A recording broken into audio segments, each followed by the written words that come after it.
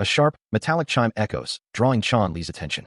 He sighs, a familiar weariness settling over him, thinking, not again. Why does this always happen to me? The strange, almost animalistic cries intensify, sounding less like weeping and more like a fox's sharp bark, as heavy footsteps draw closer. A hand reaches out from the shadows, accompanied by a chilling, almost mocking welcome. Caught off guard, he flinches as something makes contact, the sudden impact jarring him amidst the falling rain. A vibrant, purple-pink aura erupts from his form, swirling with luminous particles. As the energy surges, a small, glowing coin-like object tumbles through the air, scattering light. Then, with a decisive motion, a fist enveloped in a brilliant green glow lashes out, connecting with a sharp thud. The grotesque, green-skinned creature reels back, its yellow eyes wide with shock as it lets out a surprised cry. A system notification flashes, demanding a change for a 10,001 bill, as a faint glow emanates from the coin in his hand. The familiar chime of a system alert rings out, drawing his attention as he stands behind the counter, a small child waiting patiently before him. The child, growing impatient, urges him to hurry with the exchange. Another system chime sounds, and a holographic window appears before him, causing the child to question what's happening with Chan. Later, a slight smile plays on his lips as he speaks into his phone, addressing his boss. A goblin has entered the convenience store.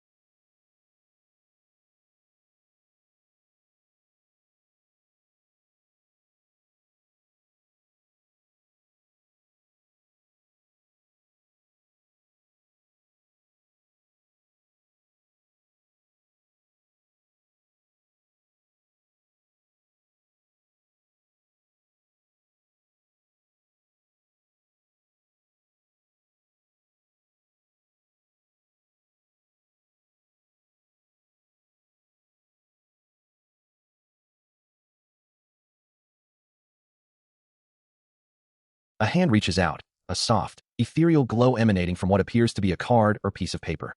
The white-haired young man, with striking red eyes, gestures dismissively, stating he doesn't need to go outside. Chan Li, however, finds the entire situation utterly annoying. The white-haired young man observes that their country's identification cards look quite similar. He holds up an ID card, clearly displaying his own face, but it conspicuously bears an expired stamp. Chan Li narrows his eyes, noting that while it seems fine at first glance, something about the mood feels distinctly off. The white-haired young man looks up, then down, questioning what this is. Chan Li echoes the sentiment, wondering what exactly is happening. A sharp, tearing sound fills the air, accompanied by shimmering particles.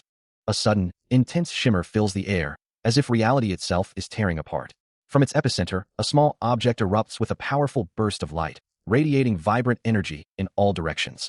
Chan Li, caught in the sudden magical surge, can only stare in disbelief as the glowing aura envelopes him. Nearby, the white-haired youth screams in terror, convinced the chaotic energy is actively pursuing him. His cry of "AHHH" echoes through the store, as Chan Li, equally bewildered, demands to know why this is happening. Still holding the glowing object, he repeats his desperate question, "Why are you chasing me?" The white-haired youth, now in full flight, looks back frantically, demanding, "What on earth did you do, sir?" Chan Li tries to stop him, calling out, "Hey, stop!" But the youth only yells back, "But the coin is chasing me." Still running in a panic, the youth begs, "AHHH, put it somewhere else. Quickly," as Chan Li, utterly lost, asks, "Where should I put it?" A sudden, sharp sound echoes, as if reality itself has torn, sending shimmering particles of light scattering across the urban landscape, causing a ripple of panic as the strange energy spreads through the streets. Amidst the chaos, he looks on, a flicker of concern crossing his features. As the source of the disturbance, a small coin, pulses with an intense, glowing aura in his hand. His gaze hardens, a silent resolve settling upon him. Inside a nearby store, he turns to a young man, who recoils, explaining that he doesn't like being chased by magic, and pleads with him to get rid of the mysterious object. With a serious expression, he then addresses someone unseen, asking if they heard everything. He holds the phone tightly to his ear, the chaos of the city still ringing around him, as he confirms his intention to call the police. But before he can, a white-haired youth lunges, only for Chan Li to intercept the attack with a swift, open palm strike, sending the figure hurtling through the air and crashing down from the building. Moments later, inside a convenience store, Chan Li is still on the phone, listening as the caller asks him to explain the situation. He simply replies with a drawn-out, "Yes." Nearby, a customer's thought drifts to a bottle of love potion, wondering if it truly works, despite its high price. Chan Li, holding the glowing coin, then asks how they knew about it, confirming it's vitality magic and that its users can't control their own power. He explains that when he peeled off the sticker, some kind of magic went off on the ID. The caller then asks if he just explained his naked diet, to which he responds that he's been doing it for a while. As he continues his explanation, the image of a hand holding the magical coin appears, its surface shimmering with an ethereal glow, a voice echoing the coin's potential to transform into something as mundane as a 10,001 bill. The caller on the other end, perhaps picturing the coin's deceptive abilities, remarks, "So the forgers in this world aren't that bad." They continue, describing how these individuals are so skilled with illusion magic that it's nearly impossible to detect their work with the naked eye, a visual of hands manipulating a glowing, ethereal object accompanying their words. Chan Li, observing the city from a high vantage point, acknowledges the caller's point, thinking to himself, "Remarkable, isn't it? It's quite difficult. Although the forgery itself tends to be on the dark side, it's usually not a problem." He then corrects the caller, clarifying, "So it's not illusion magic," while a memory of the white-haired youth surfaces, stating, "What happened really was a coincidence." He reiterates, "No, it's not that." The caller, clearly confused, presses him, "Then what the hell is it?" The caller's tone shifts, becoming more serious as they address him directly. "Well, Chan." A weighty question hangs in the air as the caller asks, "Should we terminate our part-time contract?" His expression remains unreadable, the implications of the question settling heavily upon him. He stands amidst the brightly lit aisles of a convenience store, phone still pressed to his ear, a sudden, bewildered sound escaping him. Chan Li stares at a glowing game interface, a system message asking if he should terminate a part-time contract. He holds his phone to his ear, a worried expression on his face, wondering if he'd made some mistake. On the other end, a woman with wavy brown hair quickly reassures him, insisting he's doing well. Her tone then shifts to concern, reminding him of his unusual circumstances, having accidentally arrived from another world. She expresses worry that his new reality might be terrifying and difficult for him. Chan Li, now looking into an open refrigerator, listens intently. He considers her words, a thoughtful look on his face. He responds, assuring her that it's not particularly scary or difficult for him, and expresses his desire to continue working there. The woman on the other end looks hopeful, asking if that would be okay. Chan Li walks with a thoughtful expression, acknowledging the weight of his situation. He knows he must continue working here, despite the challenges, or face unknown consequences. A determined glint in his eye, he envisions a future where he'll be wealthy, a billionaire even, starting next month. Later, in a convenience store, the white-haired youth behind the counter reminds him to focus on his part-time job, to which Chan Li agrees, but not without a playful retort about his own homework. A moment of awkward silence passes between them, before Chan Li expresses his hope that things will remain consistent. The youth then shifts the topic, inquiring if Chan had already delivered the medicine to the guy. Chan Li offers a non-committal sound, as the youth looks away, seemingly flustered. Deciding to take matters into his own hands, the youth declares he'll deliver the medicine immediately. Nearby, a figure with pink hair takes a large gulp from their drink, observing the exchange. A young woman voices her concern, noting the strange and unsettling nature of their current surroundings. Yuna then turns to her companion, asking if he intends to keep teasing her, her expression a mix of exasperation and curiosity. A moment of silence hangs heavy in the air. As they venture deeper into the cavernous, decaying structure, Chan Li confirms his suspicion, acknowledging that it is indeed present. He then addresses a stoic, dark-haired figure with glowing blue eyes, stating his intention to pay for his meals here, to which the figure simply responds with a curt affirmation. Yuna offers her assistance, reminding him that he had asked her to accompany him to the warehouse, but then questions if there's truly anything she can do to help.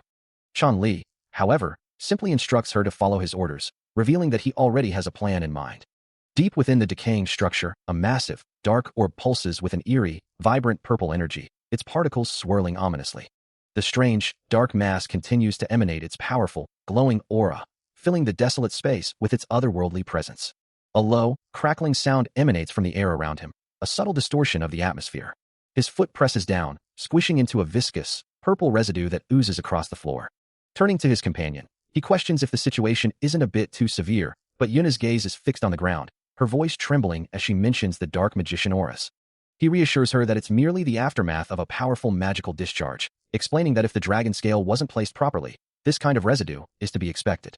He then points to the massive, dark orb pulsating in the distance, asking if that is indeed the dragon scale, to which Yuna confirms it is.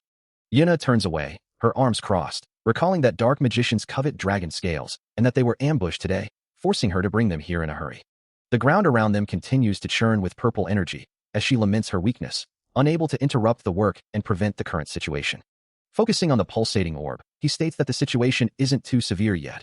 If they scrape off the remaining energy quickly, they can still use the scale, but a problem remains. Yuna lets out a small sigh, as the digital display on a nearby device reveals the current time, 3:12 a.m. He glances at his phone, a question in his eyes, as Yuna insists on his help. On the screen, a viscous, purple mass pulsates with an eerie glow, a clear sign of the dragon scale's lingering magic. Yuna's hand reaches out towards the image, casually asking if he'd like to touch the strange, pus-like substance. His eyes widen in disbelief and a hint of disgust, uttering a hesitant sound of surprise. Suddenly, Yuna presents the actual object, a small, dark orb pulsating with purple energy, offering it to him directly.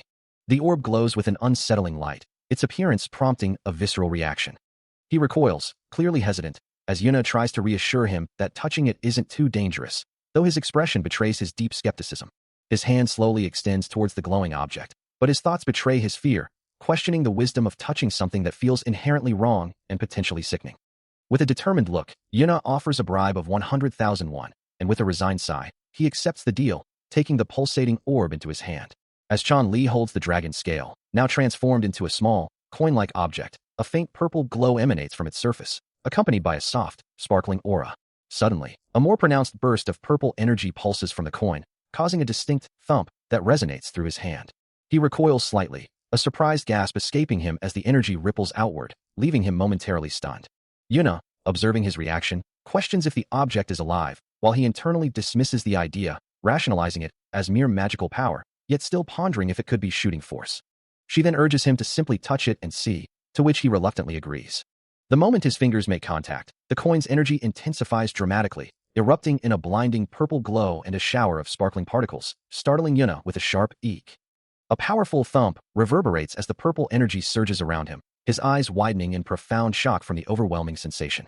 Yuna watches, her own expression mirroring his surprise, as the vibrant purple aura continues to radiate from the coin and around him. The dragon scale, now fully activated, glows with an almost blinding white light, its intense radiance illuminating his hand and filling the space with countless shimmering particles. Chun-Li stares in disbelief at the transformed dragon scale, now a glowing, coin-like object, as a voice exclaims, "What on earth is this?" He excitedly shows it to Yuna, who observes the object, now a wand of protection, growing larger after he shielded her, though she cautions him that it's still too early to celebrate. Yuna then suggests, wondering if he could try placing the wand on the stone. As he complies, the wand settles onto the stone, emitting a soft, resonant glow. Meanwhile, a man in a suit approaches, reporting that the object is an artifact, free of contaminated magical energy, while Chun-Li listens intently, holding the glowing wand. The man explains that the wand of protection will grow stronger if used to shield others, prompting Yuna to question the nature of protection magic. Then, with a serious expression, the man reveals a startling truth to Chun-Li. He might possess an anti-magic constitution. Chun-Li processes this information, the words anti-magic constitution echoing in his mind. Later, in a bustling cafe, Yuna connects the dots, realizing that the protection wand didn't work on him because of this unique constitution, and now, they find themselves running a small cafe. He is asked if he remembers the earlier body test, to which he confirms the device made a loud noise, and is told there are only two reasons for such a reaction. The first possibility is a complete absence of magic power, a state that would be incredibly dangerous in their world. But since Chun-Li is from another world, that explanation is impossible, leaving only one remaining reason. Yuna reveals the tester must possess some form of resistance magic, a concept that surprises him, but she confirms it fits his unique case. Later, on the phone, he acknowledges the explanation, agreeing to discuss the details once they meet. He wonders what Yuna is talking about, the idea of having a magic resistance constitution echoing in his mind. He then muses that he isn't the only one with secrets about his past, a thoughtful expression on his face. He finds himself suddenly on the ground, a heavy impact reverberating around him, his eyes wide with surprise. Yuna looks up with a hopeful expression, asking for help with purifying dragon scales. Chun-Li, taken aback by the request, questions if she truly means him, but Yuna insists he is the one who can do it. Still hesitant, Chun-Li wonders how he could possibly manage such a task, while Yuna simply states, "You see, Chan," before addressing him as manager. Her expression shifts to one of wide-eyed surprise, as if a sudden realization has dawned upon her. Chun-Li, looking away, internally apologizes, believing she is simply not qualified for the task, even as Yuna continues to gaze up at him. With sparkling eyes, Yuna offers to do it for free, but Chun-Li still finds the proposition overwhelming. A narration box observes that both of their hazes are too weak, as a pair of hands, likely Yuna's, hold a small, glowing object. Finally relenting, Chun-Li agrees to help, asking only what needs to be done, and Yuna, overjoyed, embraces him tightly, profusely thanking him for his assistance. Yuna presents a dark, spherical device, its surface shimmering with a faint, ethereal glow, and instructs him that the method is simple. He just needs to put his arm into the hole. As Chun-Li hesitates, his gaze fixed on the swirling darkness within the aperture, she urges him on, her voice a mix of encouragement and impatience. He pulls back slightly, a clear refusal on his face, while Yuna wonders if his sudden change of heart is due to the device's inherent hazes. Chun-Li admits his fear, citing the device's dangerous appearance and the presence of hazes, but Yuna quickly reassures him, promising safety due to his unique body and the brief nature of the purification. Still, he hesitates, admitting his lack of courage, even as Yuna continues to plead for his cooperation, emphasizing its safety. Yuna, her expression hardening with resolve, considers the potential success of their endeavor. Finally, she offers a bonus, holding up a coin and suggesting it be changed to a 10,000 won bill, a proposition that visibly surprises Chun-Li, who then reluctantly agrees to try. With a grimace, he plunges his arm into the device, purple energy crackling around his skin, internally vowing to scream if the process causes him pain, as Yuna watches intently. The device glows with an intensified, unsettling purple light, its appearance now even more repulsive than before. The purple energy within the device began to writhe and squirm, tendrils of light swirling with an almost organic motion. As the strange power enveloped him, he found himself on the ground, enduring the discomfort, reminding himself that the money was worth it. A tingling, electric shock sensation ran through his arm, as the purple energy fully consumed his hand and forearm. His body tensed against the growing pressure, his resolve fueled by the thought of the bonus. The energy around his arm intensified further, radiating with an almost blinding light. A gasp escaped him, his eyes widening in a mix of surprise and pain as the process continued. From nearby, Yuna watched with concern, asking if he was all right, to which he managed a strained, yes. But a new realization dawned on him. As the energy flowed through his arm, there was something strange about this power, something he couldn't simply let go of. Rising to his feet, a determined expression on his face, he stood enveloped in a massive, radiating aura of pure purple energy. As the purification energy surged, a chaotic purple aura began to swirl around Chun-Li, his expression tightening with the intense sensation. The energy, described as pus, was being drawn into a central point, engulfing his outstretched hand with a soft, hissing sound. The crackling intensified, the purple light flaring brightly around him. A cry escaped him as the chaotic energy fully enveloped his form, radiating outward in brilliant bursts of light. His entire body was consumed by the powerful, glowing aura. The energy surging around him from head to toe, until it finally began to dissipate, leaving him standing amidst fading particles. Moments later, the process complete, he stood in a quiet room, utterly drained, muttering about the chaotic experience. From nearby, Yuna watched him with a worried expression, her voice soft as she called his name. Yuna, her voice filled with concern, kneels beside him, asking if he's hurt anywhere, but he reassures her that he's okay, then returns the question. Standing now, he confirms he's fine, thanking her for preventing him from hitting his head, and Yuna, relieved, thanks him in return. She then shifts the conversation, asking if he would like to check the dragon scales. With a soft rustle, he reaches down, his fingers closing around something small and glowing. He holds up a coin, its surface shimmering with a faint light, as Yuna watches intently. She observes that there's no reaction from the coin, just like earlier, before exclaiming in triumph that he succeeded. Yuna adds that he has prevented a loss of tens of millions of won. The coin glows brightly in his hand, a testament to his efforts. Yuna asks again about the dragon scales, but he tells her not to worry, assuring her he will take care of it. Yuna questions Chun-Li's recent absence, asking if he wasn't coming every day. He explains the difficulty and time commitment involved in handling deliveries related to magical creatures. And as they part ways, Yuna tells him to take care, while he playfully insists she drop the formalities. Later, Yuna, now in an office setting, reflects on their conversation, recalling that he mentioned being a year younger than her, and musing that the part-timer she hired this time is quite good. Chun-Li, looking at his phone, confirms he will be sure to address her as Nuna. Yuna, with a slight blush, agrees to try calling him Nuna, before bidding him farewell. Meanwhile, Chun-Li approaches a convenience store, its sign prominent above him. The building standing tall, its modern architecture reaching towards the sky. He gazes upward, his expression thoughtful. Stepping into the convenience store, Chun-Li notes the early hour, the morning already well underway. He holds out a single coin, asking the cashier to change it to a 10,000 won bill. As the cashier processes his request, he urges her to hurry, explaining that he has to catch a bug in a bit. The cashier confirms the transaction, stating the total is 10,000 won, and tells him to keep the change. Finding a quiet spot, he settles down to eat, a simple, okay escaping him as he begins his meal. While he eats, a new customer approaches the counter, a raccoon-like creature that elicits a surprised eek from the cashier, who then politely calls for the next customer. Time continues to tick by.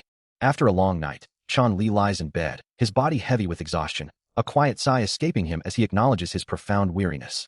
A text message appears on his phone, echoing his thoughts. It's been a while since I've slept all night. I'm so sleepy I could die.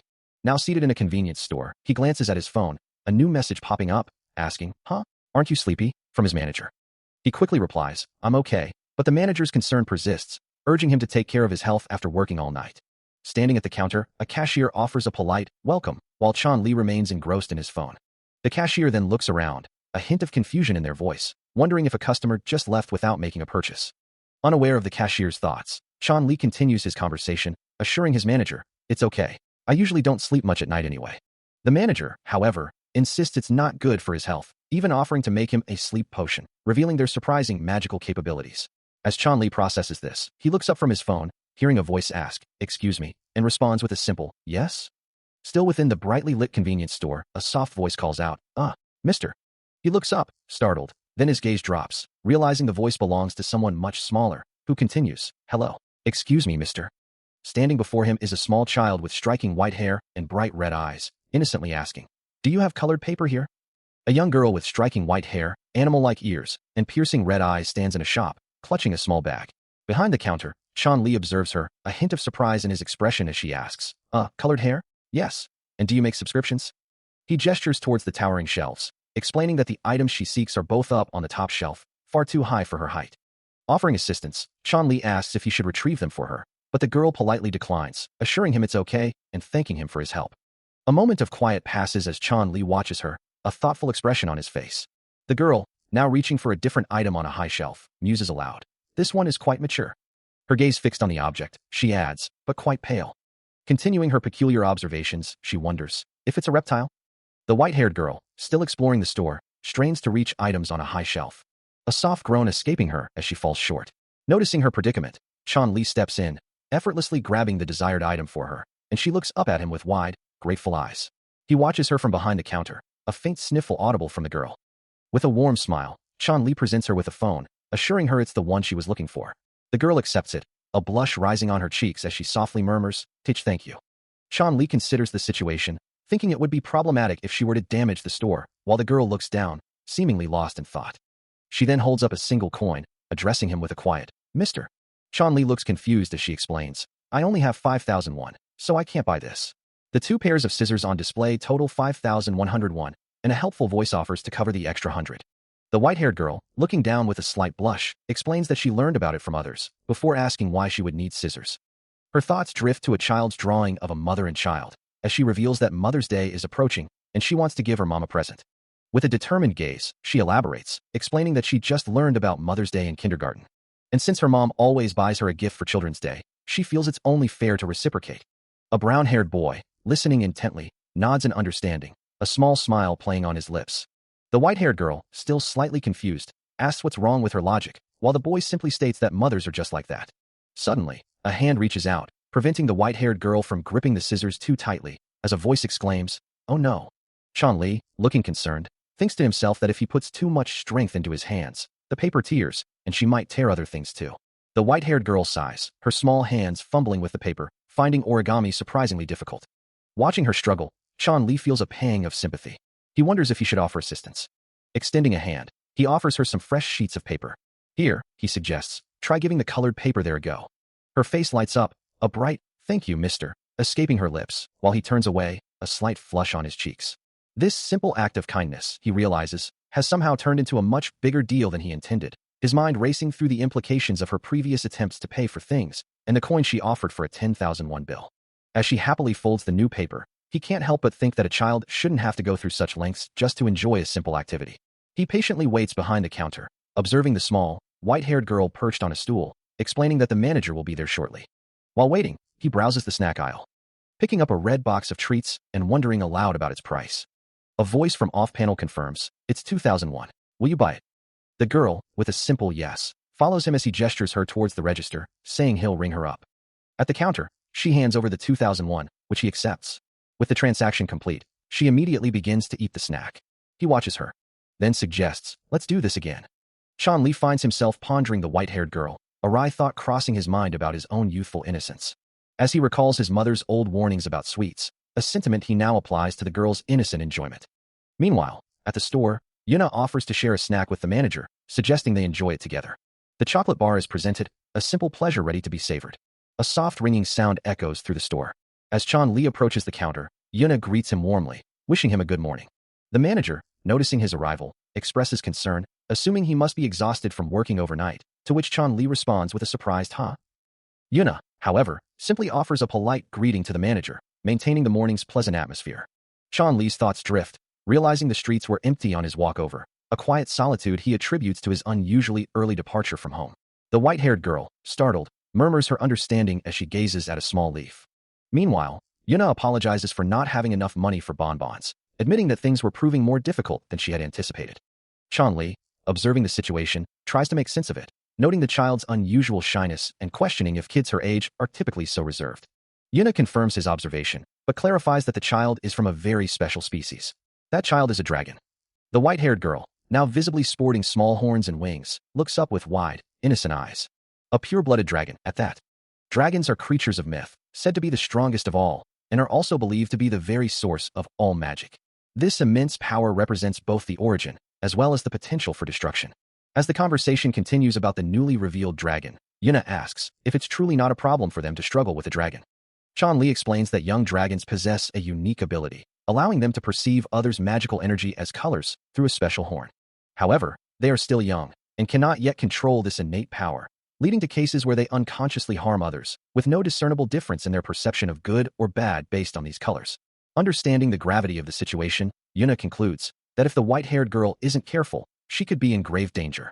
The narrative explains that a dragon's true nature, whether they are good or bad, is something determined solely through their own life experiences. Yuna, her expression troubled, asks if this means the dragon cannot yet differentiate between good and bad. It is further clarified that a pleasing appearance does not inherently signify a good person. Li reassures her, explaining that the white-haired girl has been strictly educated, implying she has been taught to discern right from wrong. Despite the assurances, the white-haired girl appears with a shy, almost innocent expression, her large red eyes gazing out with a hint of vulnerability. Yuna beams down at the white-haired girl, declaring her task complete, while the girl herself looks up with an innocent expression. Meanwhile, Li's eyes widen in surprise, his brow furrowing at the sight before him. The white-haired girl, still shy, clings to Li's leg, hiding behind him, as the thought crosses his mind that her true nature must remain concealed during the day. Later, in a bustling store, Yuna gently holds the girl, reassuring her that everything will be all right, a sentiment Li echoes with a sigh of relief. A system notification flashes, detailing the realm of shopkeeper and its current stats. Li considers the young girl before him, knowing she must soon return to her own world, where all she needs to do is sleep to reset her journey. Looking up at him with wide, curious eyes, the white-haired girl asks if he thinks about coming back later. As he turns to walk away, he reassures her that she can leave what she has there and come to visit anytime she has time. Her eyes widen slightly in surprise, as she quietly wonders if she can really do that. With a warm smile, Li confirms that she is welcome there every time. As she begins to leave, the girl looks back, hearing his invitation to visit anytime.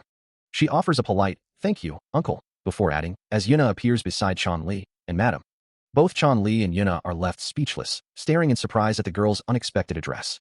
Still reeling from the unexpected formality, the white-haired girl insists she is a sister, while Yuna, caught off guard, asks to be called sister. Li, perhaps reflecting on the strange encounter, dismisses the idea of discussing it further with the manager. Later, inside the convenience store, Li carries several bags. As a hand reaches for a locker, the digital lock beeping open, and he remarks that something else is now gone.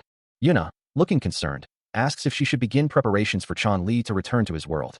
He questions which specific item she is referring to, and she begins to explain, prompting a sigh from Li as he acknowledges the situation. He looks down at the glowing object, a hint of surprise in his expression.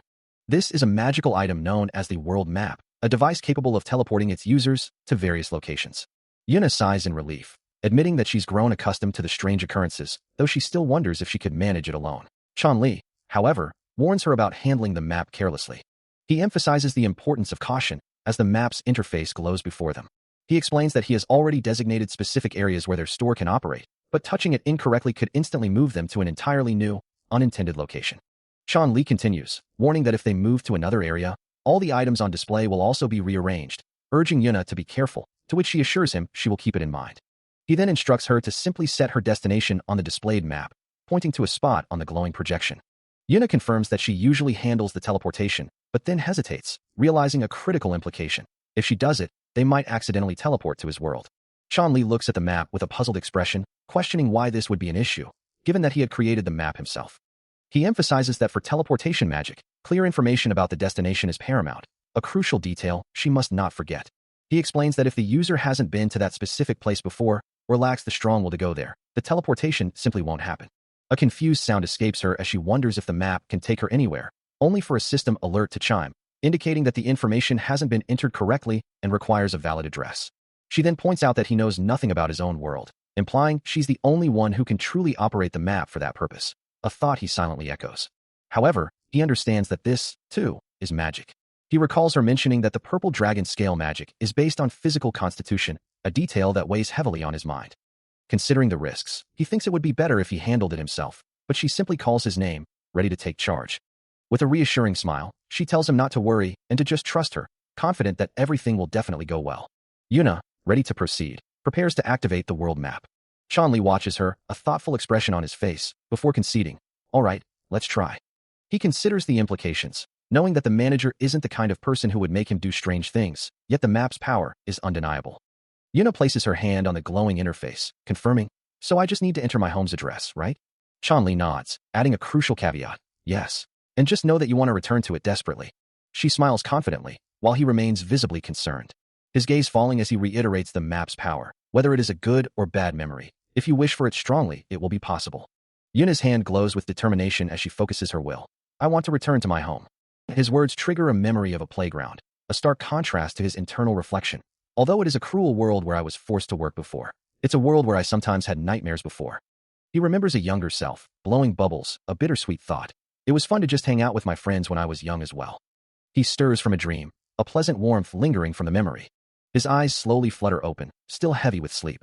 Beside him, Yuna looks on expectantly, urging him to go out and check if it worked. She asks if it happened, but Chan Li, still disoriented, replies that he's not sure, leaving her to go and check. Despite his initial reluctance, he eventually agrees, deciding to investigate himself. His eyes snap wide open, a sudden realization dawning on him. He finds himself standing on a familiar city street, the bright daylight illuminating the buildings around him. A wave of disbelief washes over him as he recognizes the surroundings, exclaiming that it truly is his old neighborhood. He can hardly believe he managed to teleport there in just a few seconds.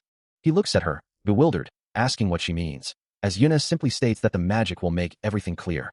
She continues, explaining that his physical constitution can be controlled according to his will. Yuna then asks what he thought about the magic of the dragon scale, to which he admits he simply believed it would make him stronger. As purple energy swirls around him, Yuna assures him it will be purified, prompting him to consider the implications if magic can indeed affect his physical constitution. The magic within the scales was meant to purify his physical constitution, allowing it to be utilized anywhere. Yuna then suggests that his body is still adjusting to the dragon scale's magic. He turns to her, a hint of accusation in his voice, asking if she made him go through all that based solely on her hypothesis. Despite his concerns, he had successfully purified it, and the conclusion remained, if purified, the magic could be used anywhere according to his will. Now standing outside, he muses that this purification must be related to his sudden return to the convenience store, while Yuna admits she needs more information to fully understand. Yuna presses him, asking if there's anything else he needs to know, but he can only manage a soft, negative reply. A gentle smile graces her lips as she confirms there are no further questions. A faint clinking sound echoes, followed by a soft creak as his feet settle onto a worn mat.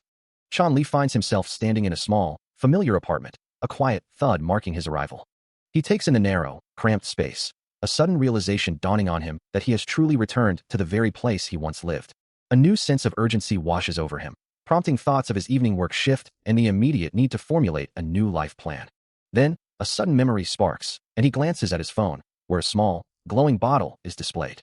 His thoughts drift to Yuna, her image clear in his mind. He holds his phone, a message on the screen, wondering if the ability he just used would truly be effective, a rhythmic thumping echoing in his ears. Sitting on the edge of his bed, he reassures himself that since the manager made it work, it should definitely work for him too. A moment later, he considers the implications of his alarm, hoping he wouldn't oversleep. Suddenly, a blue light emanates from his phone, initiating a system scan that pulses with energy. The rhythmic thumping intensifies, accompanied by a vibrant blue glow. His eyes snap open, glowing with an ethereal blue light as the energy surges through him. The blue light from his phone fades, and the thumping sound abruptly stops, leaving him with closed eyes. He glances at his phone, noting the time, and a quiet realization settles over him. It truly was effective. Chan Li awakens, a deep sleep having settled over him thanks to the potion. As he slowly opens his eyes, he wonders if his recent experiences were truly real or merely a dream. A sudden realization dawns on him, his eyes widening in surprise. He clenches his fist, a determined thought forming in his mind. He needs to get to work. The existence of a real convenience store nearby serves as undeniable proof, confirming that his experiences were indeed not a dream. A A new question arises, however, as he wonders if he is the only one capable of perceiving this altered reality. Frustration washes over him, as he laments his inability to do more. Holding up a coin, he considers his options, thinking to himself that he needs to change it to a 10,000 won bill. Still grappling with his new reality, Chanli considers a small purchase. He thinks that if he drinks the soju here, he can leave the empty bottles, and with 100 won from those, the price of the soju would be exactly 1,000 won. A soft smile plays on Yuna's lips, her thoughts drifting to a simple pleasure. That's why I want to drink here. Suddenly, an elderly man with sharp, red eyes and pointed ears appears, his voice booming. One shot in 1 second. Chanli's frustration boils over, his expression tight with annoyance, wishing desperately that this entire bizarre situation was nothing more than a dream. Behind the counter, the old man, now identified as the store owner, observes Chanli with a knowing gaze, remarking to the young clerk that the customer is strange. The clerk, however, simply states that she can't tell. The old man persists, questioning why he's so strange, while the clerk, with a slight frown, reiterates her inability to discern anything unusual. The old man, still at the counter, questions the clerk about the appropriateness of selling alcohol in a store that also sells books, while she internally protests that she didn't mean it that way. A moment later, the clerk looks up, her expression shifting to one of surprise. As Chanli approaches, the old man immediately chides him for being too slow, urging him to drink. Then, with a change in tone, he asks Chanli if he has been working hard. Suddenly, a new voice shouts, "Hey," interrupting the exchange as an elf-like figure steps forward. The elf confronts Chanli, demanding to know who he is to interrupt, asserting his status as an employee. Enraged by the outburst, the old man turns on the clerk, scolding her for daring to shout at a customer. Ignoring the old man's scolding, the elf, now facing Chanli, asks if he looked down on him. He then loudly accuses both Chanli and the clerk of looking down on him just because he is an elf, and they are human. The elf, his voice rising in a furious crescendo, points an accusing finger at the clerk and Chanli, convinced they are looking down on him. Caught in the elf's rage, the old man is violently shoved to the floor, landing with a heavy thud. His face contorted with indignation, the elf continues his furious rant, certain of the injustice he perceives. Behind the counter, the clerk recoils in horror, overwhelmed by the escalating scene. As Yuna watches the old man on the floor, her expression a mix of fear and confusion, the elf's voice echoes, still railing against the perceived discrimination, while the old man calmly urges his assailant to get up, concerned he might catch a cold on the cold floor. With a sharp impact, the elf's hand glows with a furious red energy as he slams it down, emphasizing his outrage. Chanli, holding a coin, tries to interject, attempting to de-escalate the dangerous situation. Outside, the flashing red and blue lights of an approaching police vehicle cut through the night. With a soft click, the police car pulls up to the convenience store, its presence signaling an end to the chaos. The elf customer, still towering over the fallen old man, demands to know what he is implying. He continues his tirade, accusing the old man of not even paying for the alcohol, his red eyes burning with indignation. The elf then points to the clerk, asserting that the store owner is discriminating against his species and ruining his business, before challenging the clerk to confirm his claims. Chanli and Yuna watch the scene unfold, as the clerk, clearly exasperated, responds that she can show him the CCTV records, implying the elf's accusations are baseless. The clerk then asks the elf to take his money and leave, but he insists on getting a 10,000 won bill for his coin.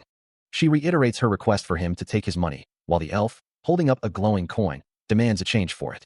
Yuna recalls a childhood memory of a story about elves, who were once considered noble and kind, a stark contrast to the aggressive elf before her. She reflects on how she had always thought of them as very noble, but witnessing this incident changes her perception. A soft sigh escapes her lips, as the reality of the situation settles in. Yuna, still processing the recent confrontation, lets out a quiet thought, finding the behavior of the elf and the situation itself utterly foolish. This moment of disillusionment brings to mind a distant past, a time from many decades ago. Back then, there was immense scientific development in this world. A multitude of scientific artifacts were created, significantly improving the lives of every species and making existence far more convenient. It was humanity who spearheaded these advancements, making them all possible. Their influence spread across various provinces. Other species, benefiting from this science and technology, readily adopted these innovations. Yet, in their pursuit of an even more comfortable life, they began to develop new methods of resource extraction and industrialization. And everyone was content, as their daily lives grew increasingly comfortable. However, only one species remained steadfast in their refusal of these advancements. The elves completely refused to adopt the scientific technologies. As human developments continued unchecked, the natural world began to suffer. And at last, the growing tension reached its inevitable breaking point. There was a war. Chanli, listening intently, questions the cause, wondering if it was all because of scientific technologies.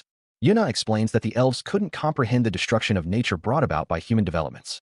And because the elves retaliated by destroying most of the human cities and factories, the other species, unable to tolerate their actions, join the conflict, igniting a full-scale war between humans and elves.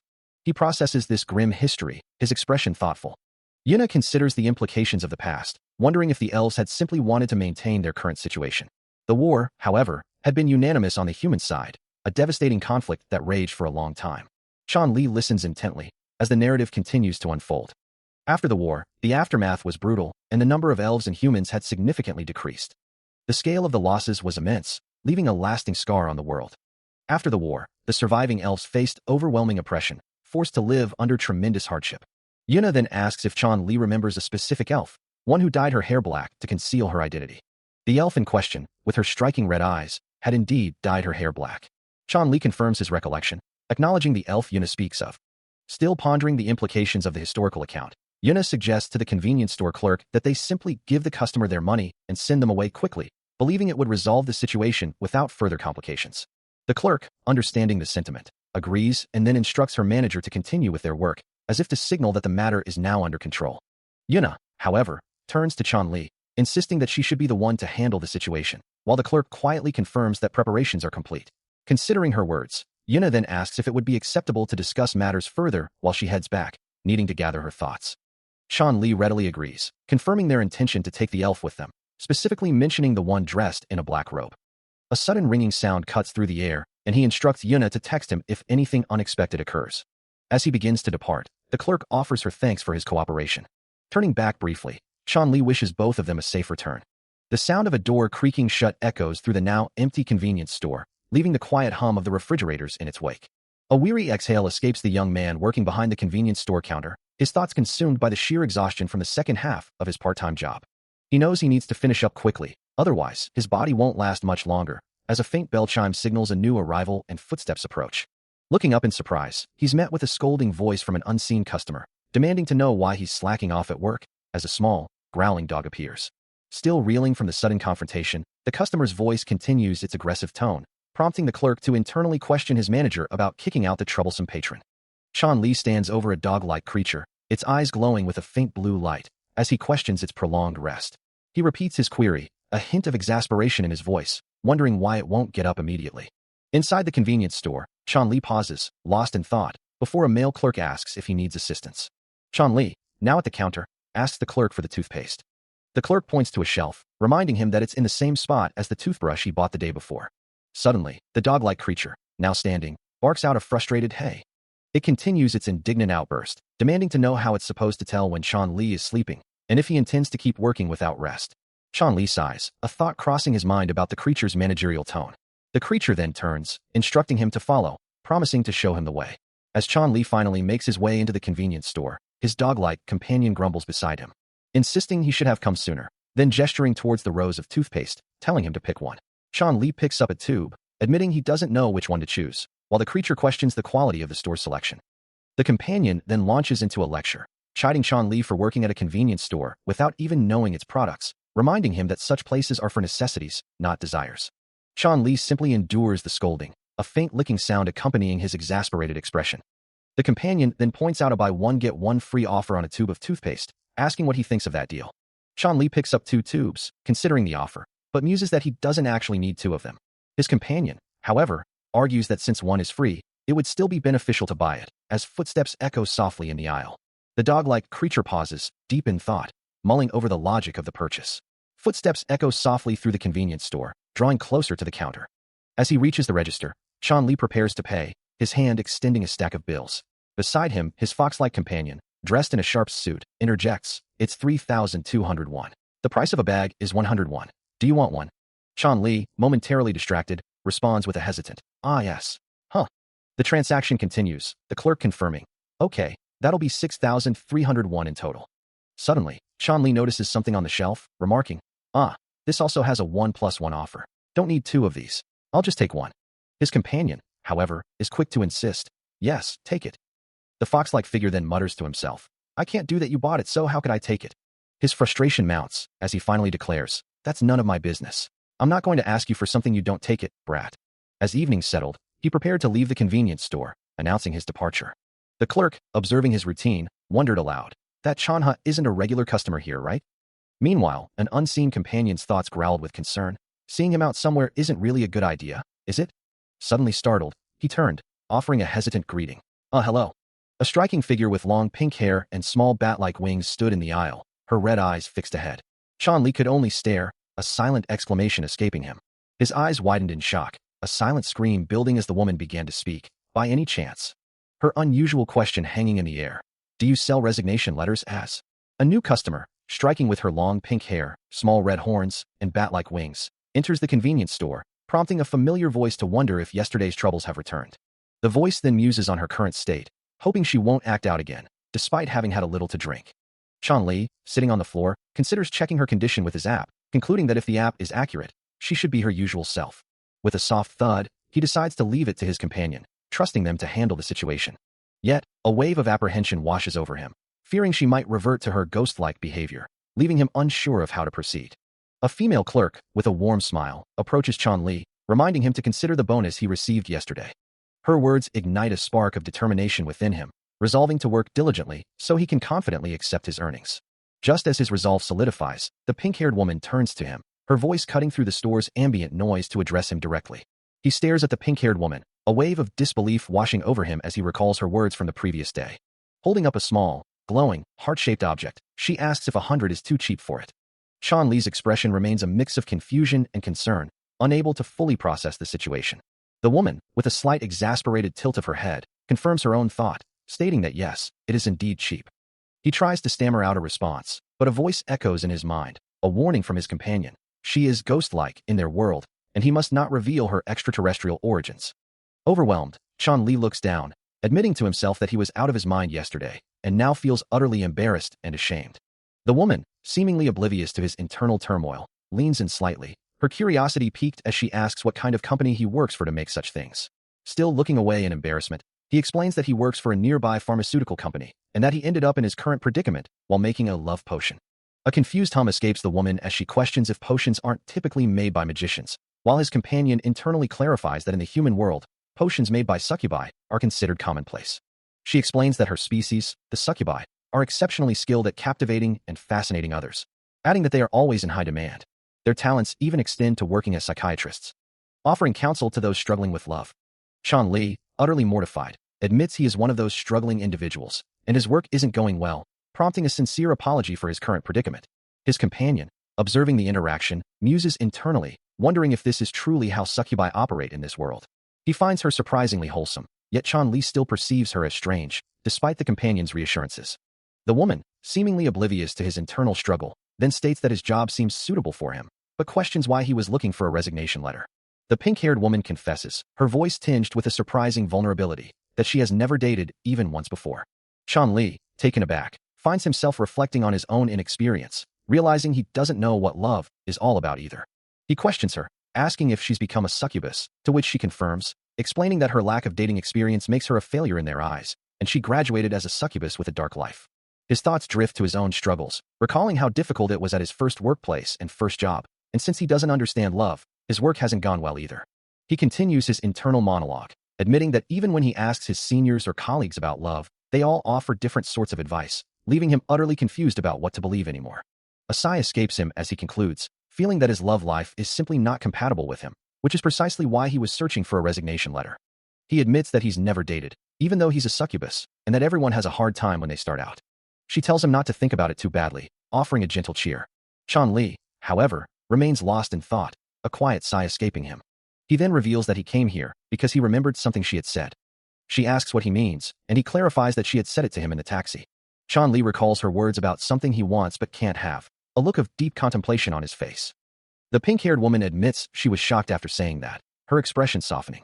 He tries to deny it, but then concedes that it is indeed bothersome and hurtful, his gaze distant. He asks if she knows why he's the only one who answers differently to that statement, his eyes wide with a question. He tries to calm himself, but the woman's words about something he wants but can't have continue to echo in his mind, a new and unsettling thought. Looking at his troubled expression, she presses him further, asking him to explain the meaning behind his reaction. Then, with a softer tone, she poses a more profound question. What does he truly think about love? He recoils, clutching his head in distress, wishing he could avoid this conversation entirely, a chilling thought crossing his mind. He'd seen this exact scenario in a past version of events. Muttering a hesitant apology, he turns and begins to walk away. The pink-haired woman hesitates, then calls out to him, trying to be honest about her own experiences. As he continues to distance himself, she confesses that she has never dated anyone before. A flicker of insecurity crosses her face as she thinks, wondering if her own appearance is the reason. He finally offers his own vulnerable reason, believing his face simply looks boring. The pink-haired woman stands silently, her back to him, as the weight of his confession hangs in the air. A moment later, a surprised gasp escapes her lips, her hand rising to cover her mouth. Meanwhile, he chokes back a sound, a single tear tracing a path down his cheek. "Please," he pleads, his voice filled with desperation. "Don't try to understand it, and just return home. Please." A hand extends a coin across the counter, the speaker requesting it be exchanged for a 10,001 bill. Meanwhile, the pink-haired woman begins to explain, assuring her companion that she will clarify everything before they proceed. She clarifies that any information shared will remain confidential, used solely as a reference for her questions, ensuring his comfort. Chan Li, however, seems hesitant, questioning why he should comply. The woman, standing amidst the convenience store aisles, then makes a surprising confession, admitting she cannot speak about certain things because she has been single for 29 years, assuring him it won't be an issue for a customer. Chan Li looks at her, a slight hey, escaping him, taken aback by her unexpected revelation. She responds with a polite "pardon me," before suggesting that perhaps people around him might be able to offer assistance. A knowing smile plays on her lips as she adds that she understands his situation perfectly. He admits to himself that he had avoided them all, simply because he was scared. Reflecting on his past, he recalls how much he had studied about love when he first joined the company, and how every book and every person he had asked seemed to say the same thing. He concluded that love was a truly great thing. But it wasn't something visible, and with everyone having different experiences, he naturally harbored doubts.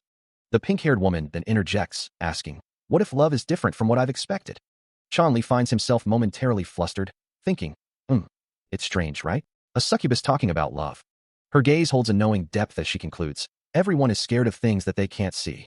Human beings, in particular, struggle to truly grasp the concept of love, finding it the most elusive emotion, often hesitating to even begin to experience it.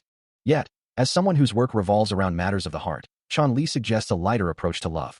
The pink-haired woman considers his words, repeating his suggestion with a hint of curiosity. He then questions if her perspective isn't overly complicated, admitting that he personally finds it hard to agree with such a view. Her surprise is evident as she asks for his reasoning, prompting him to explain that his understanding of love was shaped by witnessing his friend's parents' marriage.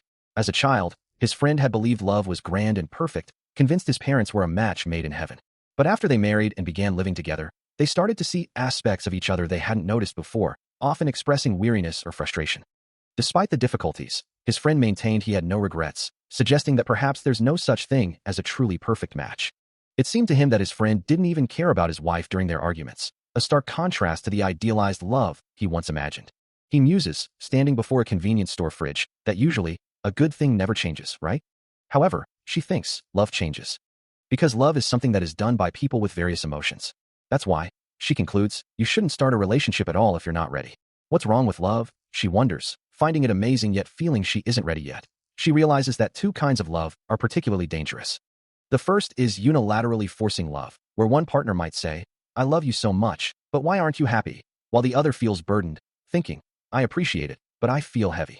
And the second is love which is based only on observing, a dynamic where one person is happy only if they can observe the other's love, leading to a constant, varying state of happiness dependent on external validation.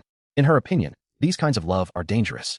This is because she thinks both parties should have the same feelings on both sides, as love is not a game to be won or lost. She continues, explaining that in her eyes, other kinds of love are merely greedy and one-sided emotions, for true love isn't something one person can create alone. She believes it can only be called love if a relationship is built on mutual feelings, warning that anything less is a dangerous kind of affection. She admits it's a bit uncomfortable to explain, urging caution against such love. As the definition of love, established by mutual feelings, not unilateral ones, sinks in, Chan Li wonders if he will ever be able to achieve it. The pink-haired woman, calling herself a frustrating person, then offers him a confident reassurance, telling him he can do it for sure. She explains her certainty, stating that he is a very attractive person. Yet, she quickly adds, who would truly be confident enough to try it. A soft click sounds as Chan Li, utterly flustered by the unexpected compliment, covers his mouth in silent embarrassment. Suddenly, the pink-haired woman exclaims, no. Still flustered from her previous outburst, she continues, explaining that she's never dated before, but is making love potions anyway. Her words caused Chan Li to blush deeply, his mind racing with the thought that it was easier to understand someone who had never dated, and he was glad to learn from the perspective of someone who had been single their whole life. An internal scream echoes in his head, begging the topic of being single from birth to stop. The pink-haired woman then extends her hand, offering him something, and asks if he doesn't have to get back to his work now. As he takes the item, she quietly thanks him for listening to her. Walking away, she reassures him, saying she's glad it helped him. She insists he take the item with him. Explaining her reasoning, she states that he has to go to work now, and it will be less conspicuous at the workplace if he uses this. Chan Li, still flustered, can only manage a quiet, "Thank you." A hand holds a shimmering coin, its surface catching the light, as a thought echoes, demanding it be exchanged for a 10,000 won bill. Meanwhile, a small, white object is offered, accompanied by a soft, inquiring call. "Hey." The pink-haired woman, her red eyes gleaming, poses a question, wondering if she might return to this place. "Can I come here again?" Chan Li, looking somewhat flustered, confirms the arrangement, repeating the surprising detail about his customer. "So you said it's okay for that succubus customer to come here?" "Yes. Time, okay." A brown-haired woman, standing beside him, advises him to be less accommodating with such clientele. "Chan, you don't have to accept such customers so sincerely next time." She then points to a poster, emphasizing the inherent danger of succubi and their obsessive nature, prompting a thoughtful response from him. "You should be careful, succubi, as they are a species with extreme obsessions." "Is that so?" Taking her words to heart, he assures her he will keep her advice in mind. "All right, I will keep that in mind." As she turns away, the woman remarks on the absence of the pure-blooded individual he had mentioned earlier, noting that she still has much to create. "But I didn't see that pure-blooded you mentioned today." "I know, right? She still has a lot of things to make." Still preoccupied with the recent encounter, he wonders if she has returned, a sudden sound drawing his attention. He questions the source of the noise, unsure what it was, only that it sounded like metal. The distraction proves costly, as he finds himself sprawled on the ground next to his bicycle, a concerned colleague rushing over to ask if he's all right. She leans closer, her voice filled with worry, inquiring if he's injured, even mistaking him for a mechanical doll mister. He reassures her that he's fine, thanking her for her concern, his gaze falling upon a small, peculiar robot nearby, sparking a question in his mind. The colleague apologizes for startling him, then helps him back to his feet, receiving his thanks for her assistance. Once upright, she inquires, curious as to how he managed to fall in the first place.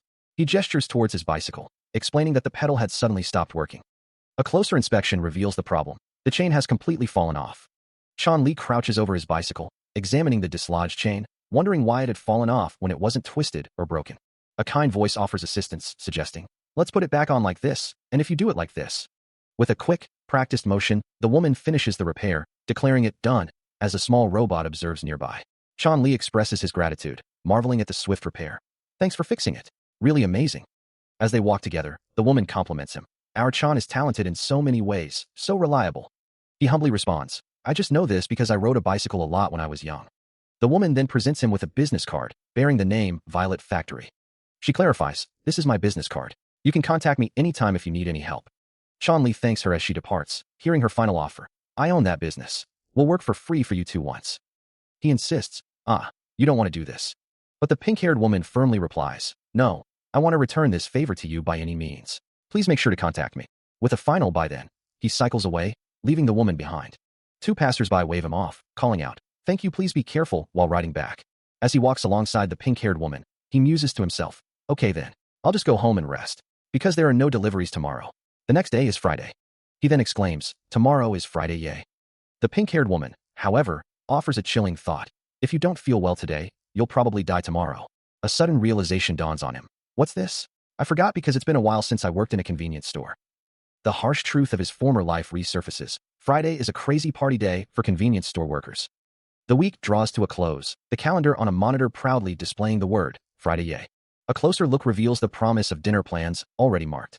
It's the craziest day of the week, when everyone relieves their stress of the past 5 days, and a hand reaches out, holding a sparkling coin, requesting, "Change this to a 10,000 won bill." This is the day when they unwind with drinks. How do they relieve it? With alcohol, of course. Every alcohol store thrives on Fridays, reaping significant profits from the week's end rush. And this lucrative trend extends even to convenience stores, though their clientele often presents a different dynamic. Within one such store, a hand reaches for a green bottle, its contents promising a temporary escape. A soft chuck sound accompanies the grasp. On the floor of an aisle, a man with vibrant green hair and pointed, elf-like ears sits amidst the shelves, lamenting a love that has slipped away. He whispers, "Oh, the one who flew away like the wind. I can't even touch you, not even in my dreams." A flush spreads across his cheeks as he clutches the bottle, his voice thick with sorrow. "And you, who only left me tears." Now standing, his large, feathery wings unfurl behind him, a magnificent display in the mundane setting of the store, as a small, furry companion sits patiently nearby. He gazes downward, a profound sadness etched on his face, reflecting on the nature of his sorrow. Tragic love, he muses, is always beautiful, a single white feather drifting softly to the ground, as if to punctuate his thought. A hand reaches out, casually setting down an item, before swiftly snatching a green bottle from the shelf. Another item is grabbed with equal haste. When a voice cuts through the silence, firm and direct. Customers, I know that you're feeling off, but you are drunk.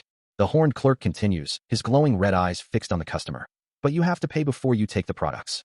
Chan Li arrives to find the customer from earlier collapsed on the convenience store floor, muttering apologies. A plea for help echoes from the fallen man, drawing Chan Li's full attention. Without hesitation, he moves to support the unconscious figure, lifting him gently. Suddenly, a gasp escapes him as soft, white feathers begin to drift down from above. Both he and the pink-haired clerk look up in alarm, their eyes drawn to a shimmering, ethereal hand reaching down through the ceiling, accompanied by a trembling sound. A blinding flash erupts as a majestic, winged figure descends, its presence filling the small store with an overwhelming aura. More feathers continue to fall, swirling around the descending entity. The pink-haired clerk collapses to the floor, stammering apologies, while the customer, now stirring, looks up in confusion. The winged being lands, its voice stern as it confronts the kneeling clerk, accusing her of deception, just as the customer fully awakens with a startled cry. The convenience store lay in disarray, its glass entrance shattered, as Chan Li and a male customer found themselves sprawled on the floor amidst the debris. Nearby, a large, bull-headed figure, the source of the destruction, blinked in confusion, a faint sparkle of disorientation around him. He seemed oblivious to the havoc he'd wrought, proudly declaring that he had definitely made it. The male customer, slowly regaining his senses, groaned in pain, wondering where he had crashed, before angrily identifying the creature as a Korean beef monster who had just smashed through a glass door. From behind the counter, the pink-haired manager, her face etched with concern, called out, asking if anyone was alive. The male customer, now wearing glasses and looking utterly distraught, pleaded with her to save him. Chan Li, still lying on the floor, muttered that he also felt like he was going to go right now, clearly feeling the impact of the crash. The manager, surveying the scene of destruction and the unusual new arrival, could only sigh at her unusual customers. He recalls a particularly trying day when a goblin man had asked him to split his payment across several cards. The pink-haired clerk, already looking overwhelmed, had to deal with the request, while numerous other customers waited impatiently behind him. Then, a bull-headed customer had casually remarked that he could simply take the items, adding to the general chaos. On top of that, a lady had suddenly cut in line, sparking a fight with another customer. The clerk, visibly distressed, tried to manage the situation, asking the impatient customer to wait his turn. Normally, Fridays were busy, but this day was exceptionally difficult. Chan Li, reflecting on the events, could only conclude that it had been a truly challenging shift. His feet, aching from the long hours, felt as though they had suffered just as much as his mind. He sighed, wondering aloud, "But Chan, are you really okay?" A deep weariness settles over Chan Li, his thoughts echoing the exhaustion he feels. Outside, the convenience store bears the scars of the recent incident, its shattered door temporarily patched with crude cardboard. Inside, Chan Li rubs his tired eyes, a silent question forming in his mind about the extent of the damage. His manager, the pink-haired woman, explains that a minotaur was responsible for the shattered entrance, leaving him to simply acknowledge the absurdity of it all. She presses him, her voice laced with genuine concern, asking if he's truly uninjured after such a chaotic event, but he quickly reassures her he's fine. A bandage on her own hand hints at her efforts to manage the situation, as she adds that a temporary solution is in place, and there's no need to worry. Later, Chan Li finds himself contemplating a poster, his gaze distant as he considers his next steps. He realizes that to better handle the unpredictable nature of his work, he needs to acquire something truly useful for himself. With a newfound resolve, he internally declares that he must find a tool that will be truly beneficial for him. He ponders the idea of a tool, acknowledging that he's been considering it for some time, and resolves to acquire one as soon as possible. Yet, a voice in his mind counters, suggesting such preparations might be unnecessary, as every species in this world possesses inherent magical abilities, a truth that is held for a long time. Furthermore, each of these species is defined not only by their magic, but also by distinct physical and mental traits unique to their kind. Elves, for instance, retain their youthful appearance and enjoy exceptionally long lifespans. Succubi, on the other hand, are renowned for their ability to captivate and charm others, and so the variations continue. Regardless, among this vast array of species, each endowed with diverse abilities. The voice concludes that Chan Li, in particular, faces the highest risk among all humans to the inherent dangers of this world. This elevated risk stems from his origin, as he hails from a world entirely different from this one. Fortunately, however, he possesses a unique anti-magic constitution. Chan Li listens intently as his companion explains that his unique constitution allows him to control it with his will, granting him the power to protect himself. Yet, he reflects that his body shows no signs of anti-magic systems, just a natural resistance, lamenting his lack of actual skills and the necessity of physical strength. He sighs, wondering if he's destined to live without any special abilities. With a renewed sense of purpose, he declares his intention to find some equipment, wishing his companion good luck with the rest of their shift, who reassures him not to worry. His hand clutches a coin. As his thoughts drift to his manager, whom he considers a genuinely good person, noting her concern for him despite his part-time status. Walking with a soft shuffle, he resolves to buy her some food with his first salary. He approaches a store counter, calling out politely. A cashier greets him, and he requests a 10,000 won bill. At the exchange counter, Chan Li requests assistance with his transaction. The shopkeeper's hand reaches out, accepting the coin from him, while a small bottle sits on the counter.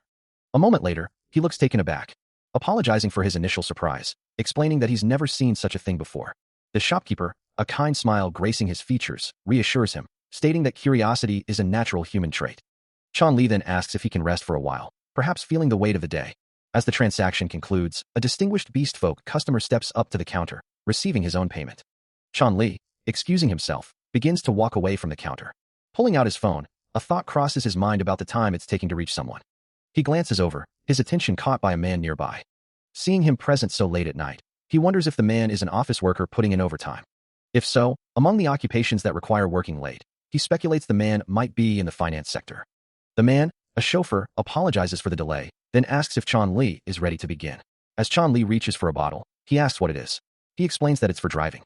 Meanwhile, the chauffeur checks his phone, a message displayed on the screen.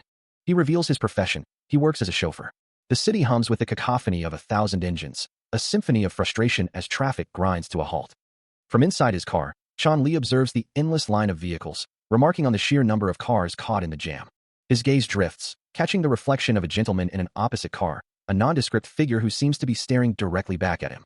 Yet, despite the chaos outside, his thoughts drift to his shop, where he imagines a peaceful situation with no other customers. A soft smile graces his lips, as a sense of contentment washes over him. He revels in the rare feeling of truly enjoyable work hours, a sensation he hasn't experienced in far too long. Later, seated at his counter, a glowing coin resting nearby, he murmurs to himself, "Please let it be this peaceful from now on as well." Suddenly, his phone buzzes, displaying a message asking, "Do you know this location?" A customer approaches the counter, asking Chan Li if he's busy, to which he replies that he's not, and that he prefers it quiet. He muses internally, wondering how the shop could possibly work if it were always this peaceful.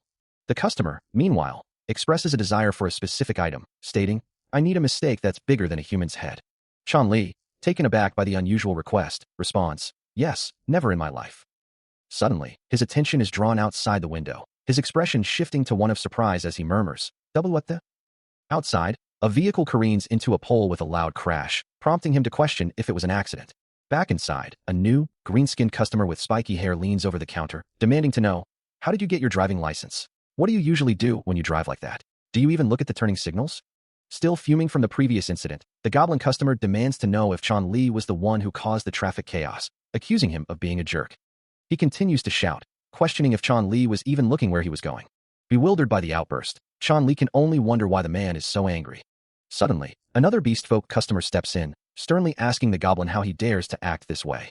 As the confrontation quickly escalates, Chan Li watches, wide-eyed, realizing their fight is becoming far more serious than he initially thought. With a powerful blow, the beastfolk customer sends the goblin reeling. The goblin customer is thrown back by the impact, his body twisting midair. Observing the chaotic scene, Chan Li can only ponder if such violent outbursts are a common occurrence in this new world. He concludes that this is indeed a vastly different world from his own. Still observing the chaotic scene, the manager turns to the chauffeur, asking if he anticipates any trouble. He responds with a puzzled "Pardon? Why would I?" before expressing his concern that they won't get any customers if the orcs continue their brawl. The manager agrees, noting that the business likely won't run well today. Chan Li, watching the spectacle, murmurs his agreement, while the manager points out that everyone is simply too busy watching the fight unfold. Deciding she can't let the situation continue, she declares that if business won't run well, then she'll have to chase those boys herself. With a determined stride, she approaches the brawling customers, calling out to them. Her voice firm, she acknowledges their energy but sternly instructs them to stop fighting and start cleaning up the street. As she continues her advance towards the unruly customers, the chauffeur and Chan Li remain behind, observing her intervention. The fighting customers, startled by her sudden appearance and glowing red eyes, angrily demand to know who she is to interfere. Her eyes glowing crimson, the manager stares down the brawling customers, her voice cutting through the chaos. Before anyone can react, her hand shoots out, grabbing one of the combatants with impossible speed. A blur of motion, and the goblin customer is sent flying, his body arcing through the air. He crashes to the floor with a sickening thud, dazed and disoriented as the manager stands over him. From the sidelines, Chan Li and the chauffeur watch the display of power, while the goblin customer groans, "Ugh, ah, ah." Still reeling from the impact, he struggles to comprehend. What the? Why did you suddenly pass out? The manager remains impassive, her presence radiating authority, as other customers look on in stunned silence. The goblin, now fully aware of his predicament, snarls in frustration, "This old geezer." As the manager's swift action concludes, the chauffeur stares in disbelief at the dazed goblin customer on the floor, demanding to know what just transpired. With a powerful, almost imperceptible motion, she had sent the unruly customer flying across the room. He slammed into the ground with a heavy thud, leaving him surrounded by shimmering particles and utterly disoriented. As she stood over him, her eyes glowing with an intense red light. The goblin, still reeling from the impact, could only manage a confused murmur, wondering if he was finally calming down, while Chan Li and the chauffeur watched the scene unfold. Ignoring his dazed state, the manager addressed him sharply, demanding his attention, to which he could only meekly respond. A slight smile touched the chauffeur's lips, relieved that the commotion had finally ceased. With a final, firm instruction, the manager told the goblin to contact the police and his insurance company, who, now completely subdued, could only offer a grateful, if bewildered, acceptance. As they walk away from the scene, Chan Li dismisses the recent incident, simply wishing the manager good luck with the aftermath. He then turns to the chauffeur, asking about his life before taking on his current role, curious about his past. The chauffeur, in turn, inquires about Chan Li's species, a question that hangs in the air between them. Before Chan Li can answer, the chauffeur reveals his own nature, stating plainly that he is a werewolf. He explains that his current form makes it difficult to tell, but confirms his identity as a werewolf, adding that he was a chauffeur for specific reasons, implying a past tied to his abilities. Chan Li, now understanding, remarks on the chauffeur's current status as a retired old man, and concludes that he seems like a very good person. As the chauffeur walks away, he reflects on the manager who had so easily handled the goblin customer earlier, convinced that she hadn't done anything unusual. He thanks her for the ride, humbly dismissing his own contribution as nothing worthwhile, even as he departs. The manager, however, calls out to him, urgently asking if he has a business card or any other contact information, clearly wanting to keep in touch. Still focused on the departing chauffeur, she wonders if there's any way to contact him, noting he doesn't seem to have a business card. His hand extends, offering a card, as he politely asks her to take care of him from now on. She accepts it, a soft hum of acknowledgement escaping her. Chan Li, observing the exchange, examines the card on his phone, finding it appears to be just a normal business card. It doesn't look like any special kind of card, she thinks, a flicker of disappointment crossing her features. Meanwhile, the chauffeur, in his own thoughts, wonders if he might be able to return to this place sometime, if it wouldn't bother them.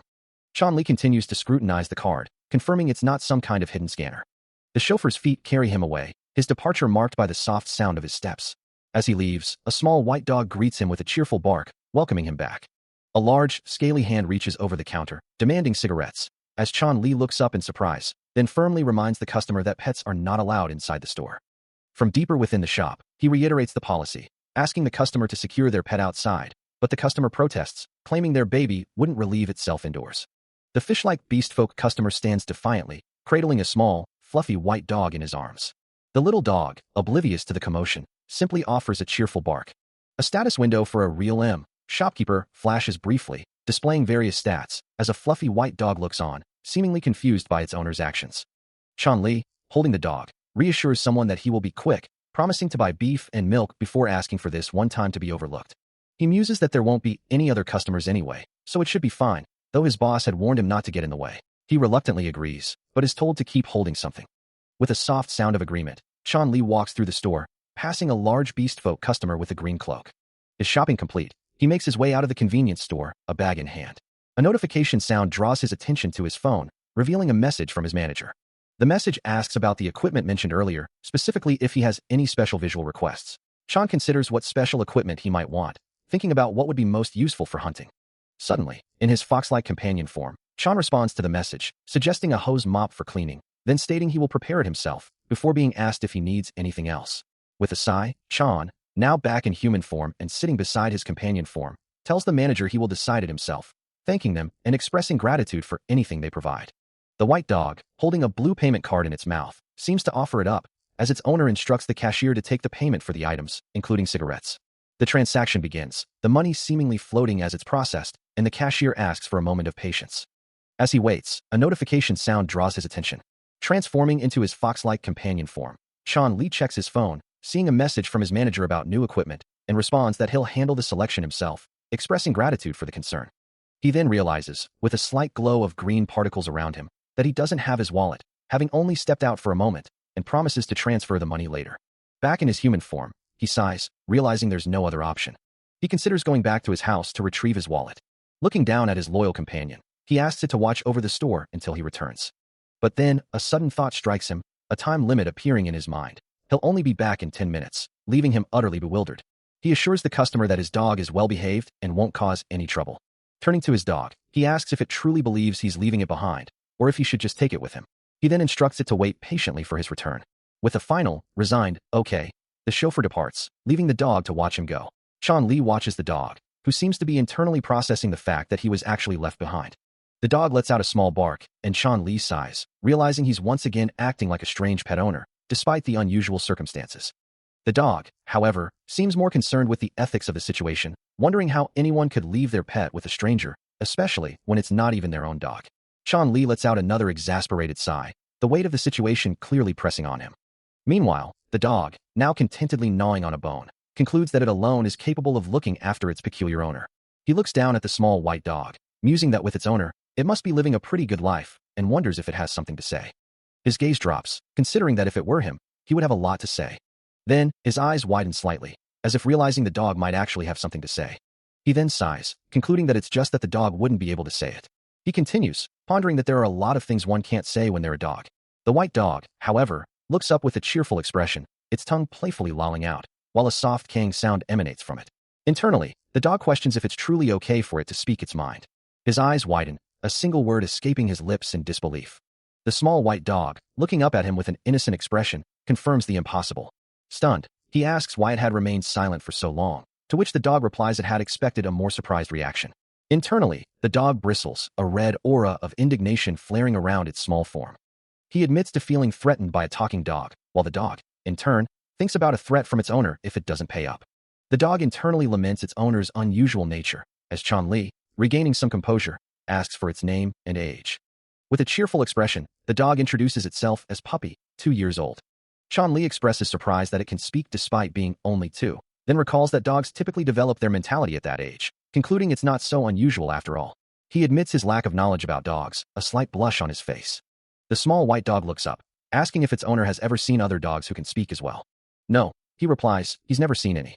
The dog remembers being held by its owner in a park, surrounded by other canines. Other dogs just enjoy their time with their owners and bark, it thinks. Realizing it has never seen any dogs like itself, and so it had always thought every dog was like it. It recalls seeing other dogs barking, some even with thoughts about vocal cord removal surgery. And because of that, it had remained silent without speaking. Looking up with a bone toy in its mouth, the dog asks its boss, "Am I weird?" Chan Li, now walking through a bustling city street, reflects that he didn't know much, but it seems like everyone adores their dog. As Chan Li gently strokes the dog's head, he muses about an acquaintance who traveled overseas with their pet. Admitting his envy before asking the dog directly if it misses its own owner, the dog, however, dismisses the thought, stating its owner is out of commission. In its mind, the dog recalls its owner's constant arguments with his wife, all seemingly because of it. It remembers the owner's strange and aggressive behavior when drunk, even hitting it. Despite the hardship, the dog's expression saddens as it thinks of the food and shelter it receives, a reason to endure. Listening to the dog's plight, Chan Li admits that he, too, sometimes considers leaving his own owner. He suggests the dog talk to its owner, but the dog recoils in fear, terrified of the potential reaction. The dog realizes Chan Li is unaware of its ability to speak and reflects on its owner's bad temper, which had always made it hesitant to reveal its true nature. As the dog gazes out a window, Chan Li offers a sobering thought, that life outside a difficult home can often be even harder than staying.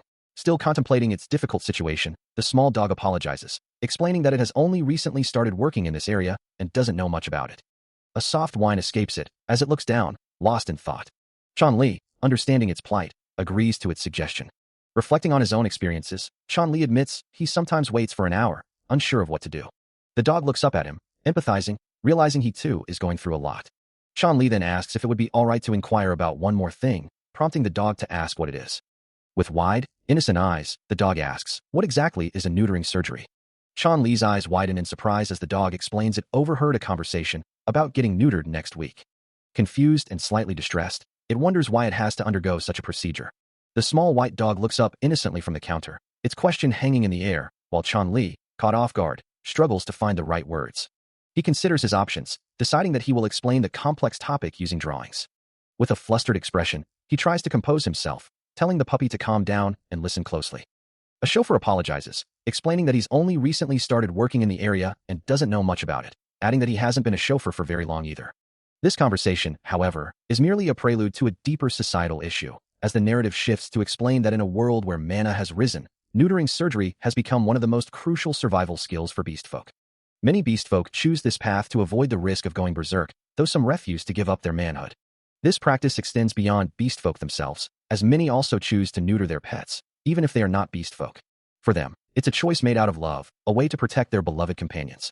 They believe that neutering their pets is a way to shield them from the dangers of the outside world, a belief that echoes through the very fabric of society.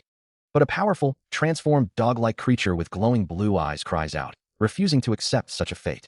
Chun-Li, witnessing this raw emotion, feels the creature's anguish as it declares it would rather die than undergo the surgery, questioning why it must suffer such a cruel fate. The transformed dog, its form radiating with an intense blue aura, challenges the very notion of its existence, demanding to know if it had ever stolen bones or relieved itself in inappropriate places. Its voice, filled with a raw, guttural power, dismisses any trivial reasons, insisting that the discussion of neutering is not about such things, but rather about its very well-being. With a final, desperate plea, the creature rejects the idea outright, declaring that it will never allow such a thing to be taken from it, even if it were supposedly for its own good. Chun-Li, utterly stunned by the beast's impassioned outburst, can only stammer out a question, wondering if such a procedure could truly be performed for such a reason. Still reeling from the shock, he presses for clarification, demanding to know what the creature means by "for my own good." The weight of the conversation settles heavily upon him, and Chun-Li walks away, lost in thought amidst the mundane aisles of a store. His mind drifts to the innocent, fluffy form of his companion, a simple woof woof echoing in his memory. He recalls the peaceful image of the dog, curled up in slumber, utterly unaware of such complex and painful concepts. A quiet thought forms in his mind, that he cannot imagine an adult dog, old enough to be neutered, ever truly understanding or accepting such a fate. The white dog, still reeling from the implications of neutering, lets out a mournful cry, unable to believe such a fate could befall him so soon. A deep, resonating sound of distress echoes from within him, as he questions what sin he could have possibly committed in a past life to deserve such a cruel destiny. Meanwhile, Chun-Li, observing the dog's profound reaction, offers a quiet apology, realizing he might have been too blunt in his explanation. Later, offering a small cup of water, he gently suggests the dog drink something to calm down. As the dog sips, Chun-Li advises him to communicate his feelings to his owner, then apologizes again for his indecent words, but expresses relief that the dog understands the importance of future generations. Dismissing the dog's previous outburst, Chun-Li's thoughts then drift to a sudden, almost comical realization. By the way, puppy, you're a dog, aren't you? He considers that perhaps the owner would be more understanding of the dog's concerns if they were expressed by a creature of a lower species. The small dog insists there's no need for such a procedure, lamenting that it's not happy about its current pet-owner relationship, but feels compelled to follow its master, and has always thought it would faithfully follow him.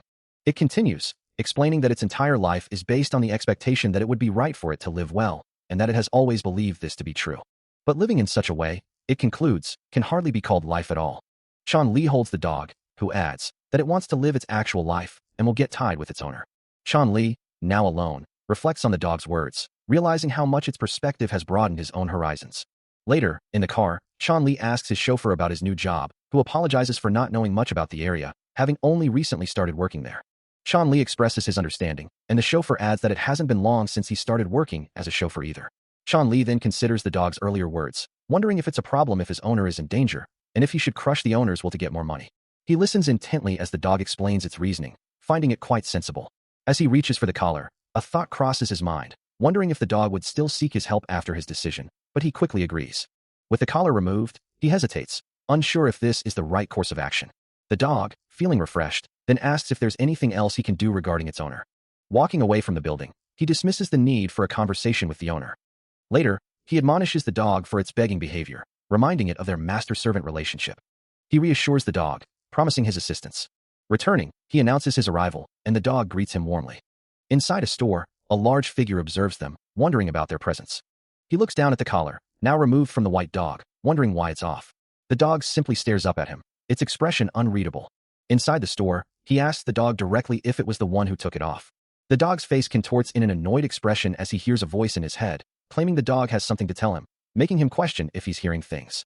Yet, the voice persists, clearly stating, "Owner." He tries to rationalize the situation, explaining his curiosity about their dissimilar appearances, while the dog begins to speak again. A furious purple aura flares around the dog as it unleashes a torrent of complaints, berating him for leaving it alone without money and questioning his plans for the following week. He can only acknowledge the dog's words, offering a quiet, "That's right," and then, "Thank you for understanding." The dog, still indignant, declares its intention to leave his side entirely, starting today. The white dog's telepathic voice echoes in Chan Li's mind, bidding him a final farewell and instructing him not to search for it. Then, with a final, almost mocking, wish for his health, the dog's presence seems to vanish, leaving Chan Li stunned. But just as quickly as it left, the dog reappears, playfully leaping into the air, its telepathic voice now asking if it can come back later. Chan Li, still processing the bizarre exchange, holds the small creature, a soft yelp escaping the dog as it settles into his arms. Later, a sigh escapes Chan Li as he speaks into his phone, his expression troubled. Meanwhile, the white dog, seemingly oblivious to its owner's worries, happily agrees to the unseen caller's invitation, its tongue lolling out in contentment. Chan Li continues his conversation, wishing the other party well, his gaze distant. As he walks away, still on the phone, the chauffeur stands nearby, observing the scene with a neutral expression. Suddenly, the white dog, with an excited bark, leaps onto Chan Li, who cries out in surprise. His hands tremble slightly as he begins to tear at the document, a desperate act following the intense phone call. The paper rips with a sharp sound, the sound echoing the turmoil within him. Standing amidst the quiet aisles of a convenience store, a sense of calm washes over him as a system scan completes, bringing a temporary peace. He sighs, believing the ordeal to be over. But then, the telepathic dog appears, its voice echoing in his mind, asking if it should escape its owner and run away, then playfully demanding he come back. Chan Li's face pales as he realizes the dog is still there, still speaking to him, and he instinctively runs after it. Later, walking alone, he ponders the dog's words, wondering if the creature still believes he loves it, despite everything. A small, self-deprecating thought crosses his mind. He knows he hasn't been a good owner. As he walks down the street, lost in thought, a sudden sneeze escapes him, leaving him momentarily bewildered. A young girl with white hair, small horns, and delicate wings pedals a bicycle, her thoughts drifting to a past memory, wondering aloud about someone making Mother's Day presents. Her eyes well up with tears as she suddenly looks up, greeting someone with a soft, "Hello, mister." A young girl with long white hair and small horns stands hunched over in a convenience store aisle, her companion, Chan Li, looking on with concern. Her eyes watering, she asks why her nose is itching so much. Suddenly, a powerful sneeze erupts from her, sending vibrant, glowing orange particles scattering into the air, a magical discharge accompanying her discomfort. Another sneeze follows, and Chan Li, now with a slight smile, watches the spectacle, amused by the unexpected magical display. The girl continues to sneeze, her small body shaking with each expulsion of magical energy. As Chan Li suggests she wait a moment. A hand reaches for a tissue box, preparing to offer some relief. The scene shifts to a clean, modern interior, where the tissue box now sits on a counter. The white-haired girl, still looking a bit confused, wonders aloud if she's caught a cold. With a small red packet held before her, she is told to take her medicine. Looking up with a worried expression, she hears Chan Li promise her cocoa after she eats it. Yet, the girl turns away, protesting that she doesn't like medicine. Chan Li lets out a frustrated sigh, while the girl shrinks back in fear. He then warns her that if she doesn't take it now, a huge injection will be necessary later. Resigned, she agrees to take it, and Chan Li smiles, relieved. Later, as they walk together, Chan Li asks if she wants to come on Friday morning to make a present with the kids. She hesitates, and he takes a call, telling the others to do it on their own as he has plans. He then reminds her that she can't catch a cold because she's a dragon, though he muses she might catch on fire when she sneezes, as a small glowing orb forms in her hand. Chan Li greets the white-haired girl, inviting her inside the store, explaining that it's a place where they can find something. However, he quickly admits he doesn't have much pocket money at the moment, promising to return later once he's saved up. His allowance amounts to a mere 500 won. He explains that his mother consistently gives him 500 won as pocket money. Calculating his finances, he notes she gives it to him every 4 days, but Mother's Day is less than 2 weeks away. The white-haired girl, momentarily appearing in a school uniform as if in a thought, laments that it's too late to get a present for Mother's Day, even if she keeps asking for money. Chan Li lets out a surprised sound, wondering if she simply came to hang out. With a small sigh, he settles on a single, wrapped candy. As they leave the store, the white-haired girl thanks him, then asks if his mother ever gives him pocket money. She considers her finances, revealing she only has 500 won. Chan Li points to the sweets, informing her that 2 of these candies cost exactly 500 won. He gestures to the array of snacks on the shelves, adding that there are many other treats she could buy for the same amount, promising to tell her about them tomorrow. With a look of earnest concern, she offers him her money, suggesting he can come back to buy something for 500 won if he's not busy. Chan Li, touched by her gesture, decides to buy the candies for her right then, and she gratefully accepts one from his outstretched hand. Later, As they sit together, he notices her pensive expression and asks if she desires other flavors. Slightly flustered by her continued gaze, he asks why she's looking at him that way, assuring her she can keep the candy and eat it later. She explains her dilemma, mentioning that she also has the hot cocoa he gave her and her mother's strict warning about sweets being the root of childhood diabetes.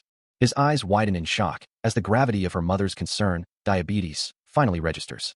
As the white-haired girl held up 2 candies, suggesting that sharing delicious things made them even better, he sighed, realizing he had no choice but to agree. Proposing they eat together, she then asked which flavor he preferred. Without hesitation, the girl declared her preference for something sour. A wry thought crossed his mind about taking things from a child, as she calmly decided on the chocolate-flavored one for herself. Watching her with the chocolate bar, he mused that there were no such innocent and kind children during his own time. A new thought then occurred to him, the proximity of their current location. He turned to her, asking if she lived around this place, and she promptly replied that her home was only a 3-minute walk away. Considering her answer, he murmured in contemplation. Then, with a curious gaze, she returned the question, asking if he also lived nearby. He listens intently as the girl explains, her words accompanied by simple drawings, that her school is quite a distance away. She clarifies, the school district boundary cuts off right at the store, preventing her from attending the local school. The girl then adds that her mother's company is also located in that area, making her situation feel quite different from a normal student's. A realization dawns on Chan Li, as he exclaims, "Oh, so that's why you rode a bicycle to come here today?" She confirms his understanding with a simple yes. She continues, explaining that the bicycle is from her mother's company. A playful jingle sounds, as if a small bell rings. Pointing towards a towering building in the distance, the girl indicates its location, her chauffeur and dog standing patiently nearby. She then reveals that she had even slept there just last night. Chan Li, visibly impressed, remarks on the quality of her mother's company, though she adds that she usually goes home with her mom after school. The white-haired girl beams, declaring her strong affection for her mother's company, a sentiment only amplified today by a new toy she received. She then explains to Chan Li that they can meet more often now, because he lives so close to her mother's company. Her face lights up with pure joy, declaring her happiness at the prospect. Chan Li, however, offers a wry smile, stating that he doesn't intend to live there for long. He internally muses about needing to escape again, revealing his true intention was only to work there long enough to earn money for his departure. Of course, he acknowledges, he's been experiencing all sorts of out-of-the-ordinary things since he arrived, like the fake ID card that exploded, or the moment he verified his dragon status. The white-haired girl smiles, expressing her happiness at the news, while a fleeting memory of being scooped by grandmama flashes through her mind, visually represented by a snarling white dog. Looking down, she then reflects on her own unusual experiences, like consulting a marriage agency despite never dating, wondering why such things happen to her even when she's not actively seeking them. A small sigh escapes her as she acknowledges that despite her circumstances, she can't simply live in a convenience store for the rest of her life. Observing her, Chan Li wonders if he had been too honest in his earlier confession. Looking up, she clarifies that she won't be able to stay immediately, then reassures him not to get so upset. He gently places a hand on her head, explaining his concern and advising her not to get close to adults she doesn't know well.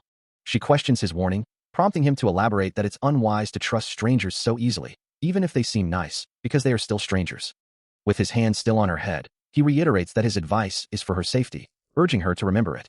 She protests, her hand resting on his leg, reminding him that he had used similar reasons to try and stop her from leaving. A blush creeps up her neck, a fan held delicately in her hand, as she considers her next words. Her hand reaches out, clasping his, acknowledging his help. "You've helped me a great deal, so..." Chan Li, perhaps unsure how to respond, scratches his cheek. She continues, "When you come tomorrow, buy some drawing paper from the stationery section, okay?" Later, at the convenience store, Chan Li is greeted by his manager. "Good morning, Chan," to which he replies, "Good morning, manager." Stepping outside, he notices the entrance, remarking, "Wow, the door really is smashed, huh?" A note is affixed to the damaged door, which he reads, "I'm glad that you recognized my hard work. Thank you for Chan who worked hard yesterday." The manager, holding a sleek tablet, explains that this is the specialized equipment she prepared for Chan Li's work, having brought an old one from home. She enthusiastically adds that she even registered it with the office and contacted several places, ensuring he could use it immediately, while Chan Li looks on, a little overwhelmed. Offering to teach him how to use it, she smiles brightly, but when asked if she's all right, the manager admits she is utterly exhausted. The Alchemist Shopkeeper app displays Chan Li's profile, noting its convenient features. It explains that the shield icon represents protective magic, which activates automatically. Another section of the app shows icons for restoration magic. Chan Li uses the app, which also functions as a camera. He looks puzzled as the app simply instructs him to follow its directions. Asking if there's anything else to learn, he quickly agrees to take the app. He questions the meaning of fixing it, then reluctantly accepts. A message appears on his phone, informing him he must use the app for the next 24 hours, during which his phone's call function will be disabled. He reacts with a surprised expression. The white-haired girl, holding her own device, then commands him to stay perfectly still. Still giving commands, the white-haired girl warns him that if he moves while using restoration magic, an error will occur, asking if he can remain still. She then instructs him to press the revert button and wait until the perfectly fine door reappears. Chan Li, with a look of slight apprehension, acknowledges her instructions. His finger descends, pressing the designated button on the phone screen. Immediately, the distorted door begins to shimmer with a faint glow, catching the attention of the chauffeur outside, who watches in confusion. On the phone screen, a progress bar fills, indicating the magic at work. The door continues its transformation, particles of light swirling as its form solidifies. With a final, sharp sound, the door snaps back into perfect condition, leaving the chauffeur stunned. Chan Li stares at his phone, a thought forming in his mind. Everything that had just happened simply reappeared. He receives the final instruction. Now press the impulsion button, and the door will be restored. His finger hovers over the revert button on the phone screen, a voice in his mind warning, "No way, this will turn back the time." A soft, crackling sound fills the air, as a faint blue glow begins to emanate from the damaged door. The light intensifies, swirling around the distorted frame, reaching a brilliant crescendo of pure, restorative energy. With a whoosh, the light dissipates, leaving behind a perfectly restored door, as if the damage had never occurred. He and the white-haired girl stare in stunned silence at the impossible sight. The chauffeur in the distance also witnessing the miraculous transformation. A gasp escapes him. "Oh my goodness!" He observes the perfectly restored door, a soft ring echoing as the final piece snaps into place. Checking his phone, he sees a message from the white-haired girl, confirming the repair and asking about the manager's knowledge of such a function. Meanwhile, the manager, her pink hair framing a surprised expression, wonders aloud about the nature of the problem, realizing it must be some form of time-reversing magic. Outside, the chauffeur, still processing the earlier events, recalls that customers had also appeared on the phone screen. The white-haired girl, moving with a blur of speed, questions if this restoration would affect those customers. An intricate pattern of glowing energy illustrates the complex nature of the magic. Back inside, Chan Li, still perplexed, asks why customers appeared if the app only restores objects, prompting the white-haired girl to quickly interject, while the small dog dismisses his concerns. She then clarifies that the magic is indeed time-related, but it exclusively affects non-living creatures, a feat no one else in the world can accomplish, leaving him to ponder the implications. Expressing her relief, the white-haired girl admits she was worried he might be suspected, further explaining that time magic is incredibly difficult and still under active research. From an aerial view of the city, the conversation continues, clarifying that for now, casting magic on living creatures remains impossible. Chan Li, on the phone, acknowledges this, then a wave of relief washes over him, realizing his earlier worries were unfounded. Meanwhile, the manager, holding her own device, asks with a hint of disbelief if she can truly use this phone, to which the white-haired girl assures her that all the necessary data has been set up. The white-haired girl expresses her gladness at the manager's enthusiasm, explaining that the phone offers many functions beyond just magic, though registering it and setting up a service plan was quite a hectic process. A close-up reveals the phone itself, a sleek device with a glowing red symbol, identified as a special model designed specifically for magic users. The screen displays further details, confirming that despite its compact size, downloading magic formulas allows for the use of various spells. Chan Li, still listening intently, is warned that downloading spells consumes a lot of data, necessitating a Wi-Fi connection and careful usage due to the difficulty of obtaining service. The manager, still intrigued, then asks where such a unique phone could have been acquired. With a slight smile, the white-haired girl, accompanied by the small dog, simply replies that she happened to find it, and the manager expresses her gratitude, promising to use it well. The white-haired girl asks if dogs in this world can speak, to which Chan Li quickly confirms that they can. A puzzled expression crossing her face, as she muses that no matter how she considers it, the puppy must be a mythical creature. Chan Li then wonders aloud if it's a mysterious animal possessing divine power, a creature of legend. In her world, beasts with special abilities are known as mythical creatures. And regardless of their type, an animal is classified as mythical if it possesses a special ability, with most of these creatures also being highly intelligent. She explains that mythical creatures possess an innate understanding of almost all languages, adding that it has been a long time since she last encountered a dog capable of speech. However, the puppy in question remained unaware of its own mythical status. She elaborates that mythical creatures are exceedingly rare, and it's not uncommon for some of their descendants to interbreed with regular animals, sometimes losing their inherent linguistic abilities in the process. Chan Li finds this fascinating, as she continues, explaining that other creatures possess unique special abilities, which they often discover and begin to utilize through chance encounters and opportunities. Returning to the dog, she reiterates her concern that the puppy's ignorance of its mythical nature makes her uneasy.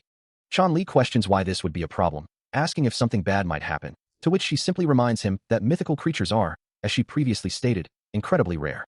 With a slight smile, She adds that such creatures are usually difficult to find and, moreover, extremely expensive. She specifies that one would have to pay at least 10 billion won for such a creature, a sum Chan Li immediately realizes he could never afford. Expressing her concern that something dangerous might occur, she quickly reassures him that, for now, everything will be fine. Chan Li stands at a counter, listening as his manager asks when he'll be returning, to which he replies that he'll let him know when he arrives. A soft beep sounds. Outside, the rain begins to fall. Chan Li looks down, noting the heavy rain. The white-haired girl, observing his dejection, tells him to keep his spirits up on such days, adding that she'll throw him out if he acts like that. She looks up in surprise as Chan Li receives a message from his manager, explaining that he couldn't pay a bonus due to expenses. Chan Li, now enjoying a meal, boasts about eating seafood pancakes and beer. He lets out a small scoff. The manager, on the other end of the line, asks where else he'd find someone willing to pay him to keep him company, expressing happiness that he's doing well. As rain begins to fall, Chan Li arrives, greeted by an unseen voice, only to be immediately accosted by a familiar, grumpy demand. The dog, clearly annoyed, insists that he be shown to the umbrella stand quickly, refusing to move until it's brought. Inside an IGI Realm shop, the young shopkeeper leans over the counter, addressing a small white dog with a friendly, "Hey, does it taste good?" The chauffeur, standing nearby, responds with a dismissive, "I'm not sure," then adds, "Nah, listen up, brat. Why are you being so arrogant so early as well?" With a slight smirk, the shopkeeper retorts, "Then, go to a department store, customer." He then points to a drink, trying to entice the chauffeur. "Ah, that drink also has a buy one get one free offer. So what do you mean you're only buying it?" The chauffeur, looking resigned, simply states, "I have no other choice then." He insists, "I'm telling you that I don't need it." But the shopkeeper quickly apologizes, revealing, I'm sorry. I've only started working in this area recently, so I don't know much about it." The chauffeur's expression softens. "Oh, I'm glad to hear that.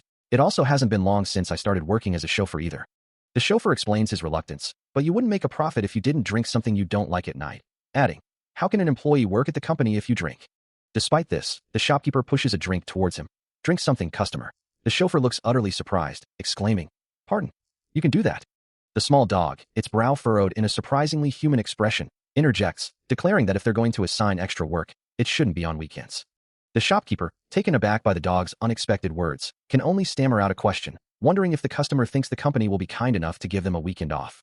Meanwhile, under the glow of a city night, a white-haired girl strides purposefully forward, her long hair flowing behind her as Chan Li follows close by. Feathers drift gently around them, fluttering softly in their wake. They continue their journey through the illuminated cityscape, the white-haired girl leading the way with an air of quiet determination. As they approach a building, the soft swish of her dress accompanies her steps, while Chan Li's heavier footsteps echo the rhythm of their progress, each step deliberate. Finally, the white-haired girl turns to him, her gaze direct as she instructs him to stay right where he is. She turns to him, her red eyes fixed on his, and instructs Chan to buy her a can of Cass. She clarifies, her voice firm, that Yuna is here, and he should hurry. A look of mild surprise crosses his face, as if the suddenness of the request catches him off guard. The object of her desire, a sleek silver can of Cass, stands prominently, its label gleaming. Moments later, Chan Li stands at a convenience store counter, the manager looking at him with a questioning gaze, asking if he intends to drink the Cass himself. The manager expresses surprise, having just received the delivery, and wonders what the young man is thinking. Chan Li clarifies, explaining that he was simply told to buy it, not that he wanted it for himself. The manager remains bewildered, still questioning the unusual request, while Chan Li reiterates his simple instruction. With the transaction complete, Chan Li turns and walks away, the can of Cass now in his possession. Though he had only worked for a short time, he remembered encountering many rude customers. It was often for simple returns or refunds, and he had to deal with each one, over and over again. They would demand their money back, their voices grating. He recalls one manager, her face etched with distress, telling a customer, "We can't give you a refund." He would have endured it if it had only happened once, but it kept repeating. Eventually, his patience snapped, and he found himself raising a glowing fist at a customer, thinking, "I hope you get your money's worth for my beating, you bastard." Another customer, a grotesque creature, would scream, "Hey, I got a stomach ache after eating this. You idiot. You said that." Hawk. He couldn't count how many times he'd been beaten up while working there, and just thinking about it now made his head ache. He sighs, a can of Cass tucked into his belt, muttering, that's relatable. Suddenly, a familiar voice calls out, "Are you here today? It's not delivery day after all." The IGI Realm shopkeeper looks surprised, then quickly adds, "Oh, I almost forgot." She holds her phone, realizing her mistake, and clarifies, "I'm not here for delivery today. I'm here to get your help," Chan Li states, a slight sound of static accompanying his words. "My help?" The shopkeeper replies, before asking, "Can you take a look at this?" Chan Li pauses, a moment of hesitation visible in his wide eyes. The shopkeeper holds up a pulsating, purple, crystalline heart, identifying it as a magical monster's core, and urges him. Could you please touch it? Please, the shopkeeper insists, but Chan Li's response is a firm, never.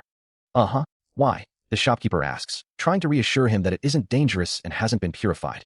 Yet, the object remains the core of a magical monster, a dangerous artifact. This glowing, crystalline heart, indeed the core of their hearts. Actually, it's really dangerous, the shopkeeper finally admits. It's a monster core that's never been purified. Apologetically, the chauffeur explains that he has only recently started working in this area and therefore knows little about it, to which Chan Li responds that he is glad to hear it, adding that it hasn't been long since he himself started working as a chauffeur either. His thoughts then drift to a previous encounter, wondering if the class he brought before, the one that cooled out last, was the same. He recalls the stuffed monster ordered this time, left in the place where the monster with scales had been. A deeper understanding of the situation begins to form, as he realizes purification is impossible for stuffed monsters as well. The implications are unsettling. If this magical core, brought from the same place, lacks a magic constitution, then who does possess one? He ponders the manager's involvement, wondering if the manager ordered that as well. Looking at the sleeping white-haired girl and the dog beside her, he admits he can't seem to trust that company, questioning what he should do now. A decision solidifies in his mind. He will try to meet the manager with this information. His thoughts return to the dangerous core, reminding himself that one cannot simply touch it silently. He holds the monster core, reassuring himself that it has already been purified, so everything will be fine. With a determined expression, he resolves to proceed with the process. His hand grips the glowing purple core, particles swirling around it. As he approaches the massive, unstable purple rift, a powerful surge of energy erupts from it. The force throws him violently backward, sending him tumbling through the air, away from the chaotic energy. He crashes to the ground, bewildered, questioning why the perfectly purified core is reacting so violently. His fist clenches, glowing with the same ominous purple energy, as a chilling realization dawns on him. His eyes now burning with a furious purple glow, he vows to kill those who lied about the core's true nature. Still reeling from the incident, he considers his next move, while the chauffeur apologizes, admitting he's new to the area and doesn't know much about it. The driver expresses his relief, adding that he hasn't been a chauffeur for long either, as Chan Li walks away, a soft sigh escaping him.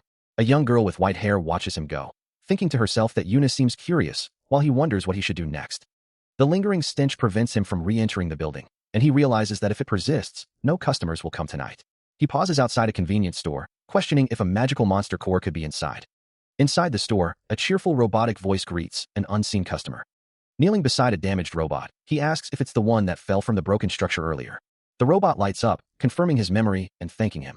Outside, the purple smoke continues to billow from the store, a clear sign that a core is still undergoing purification.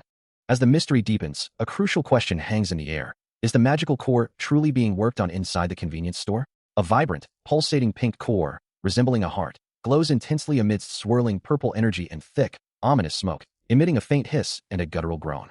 A system interface displays information about the IGI realm shopkeeper, explaining that the purple smoke emanating from the magical core is currently undergoing purification. Holding a small, glowing core, the shopkeeper muses, wondering if the magical core is being worked on inside the convenience store, before concluding that it's similar enough. Meanwhile, a helmeted figure inside a convenience store politely declines to reveal its location, citing security reasons. The purple smoke continues to fill the store, making it difficult to operate due to the pervasive smell. Outside, the shopkeeper, now looking at his phone, excitedly asks Chan Li if he thinks he'll be rewarded for reporting this to the company, to which Chan Li confirms they will receive a reward. With newfound determination, the shopkeeper declares he will gladly do it. Chan Li, however, seems less than thrilled, letting out a frustrated sigh. Nearby, a young woman with dark blue hair leans casually against a wall, observing the scene with a bored expression. Chan Li's expression shifts to surprise as he apologizes, explaining that he just received a call from that company. A voice questions what they could have possibly said. Meanwhile, a young woman with long black hair observes from a distance as Chan Li reacts with disbelief, exclaiming that they certainly haven't done what was implied. He then mutters about a mistake made on his side, realizing it must be a black market operation. Still on the phone, he questions the lingering smoke and smell, acknowledging that every other convenience store is closed for the weekend. Later, speaking to a small, spherical robot, Chan Li expresses regret for involving it, believing he's caused trouble for its sister, but the robot reassures him it's not his fault. The robot then confidently declares it will take a look at the situation, surprising Chan Li, who questions its resolve. With a bright glow emanating from its eyes, the robot affirms it can take care of the situation immediately. Chan Li looks on, contemplating the robot's words, as it begins to explain a caveat. A separate thought or message appears, recalling a time when someone was deeply touched by Chan Li's help with their bicycle, having been treated kindly for the first time in their life, and expressing gratitude for the repair. Chan Li, still reflecting on his past actions, expresses his unwavering desire to repay the chauffeur for his help.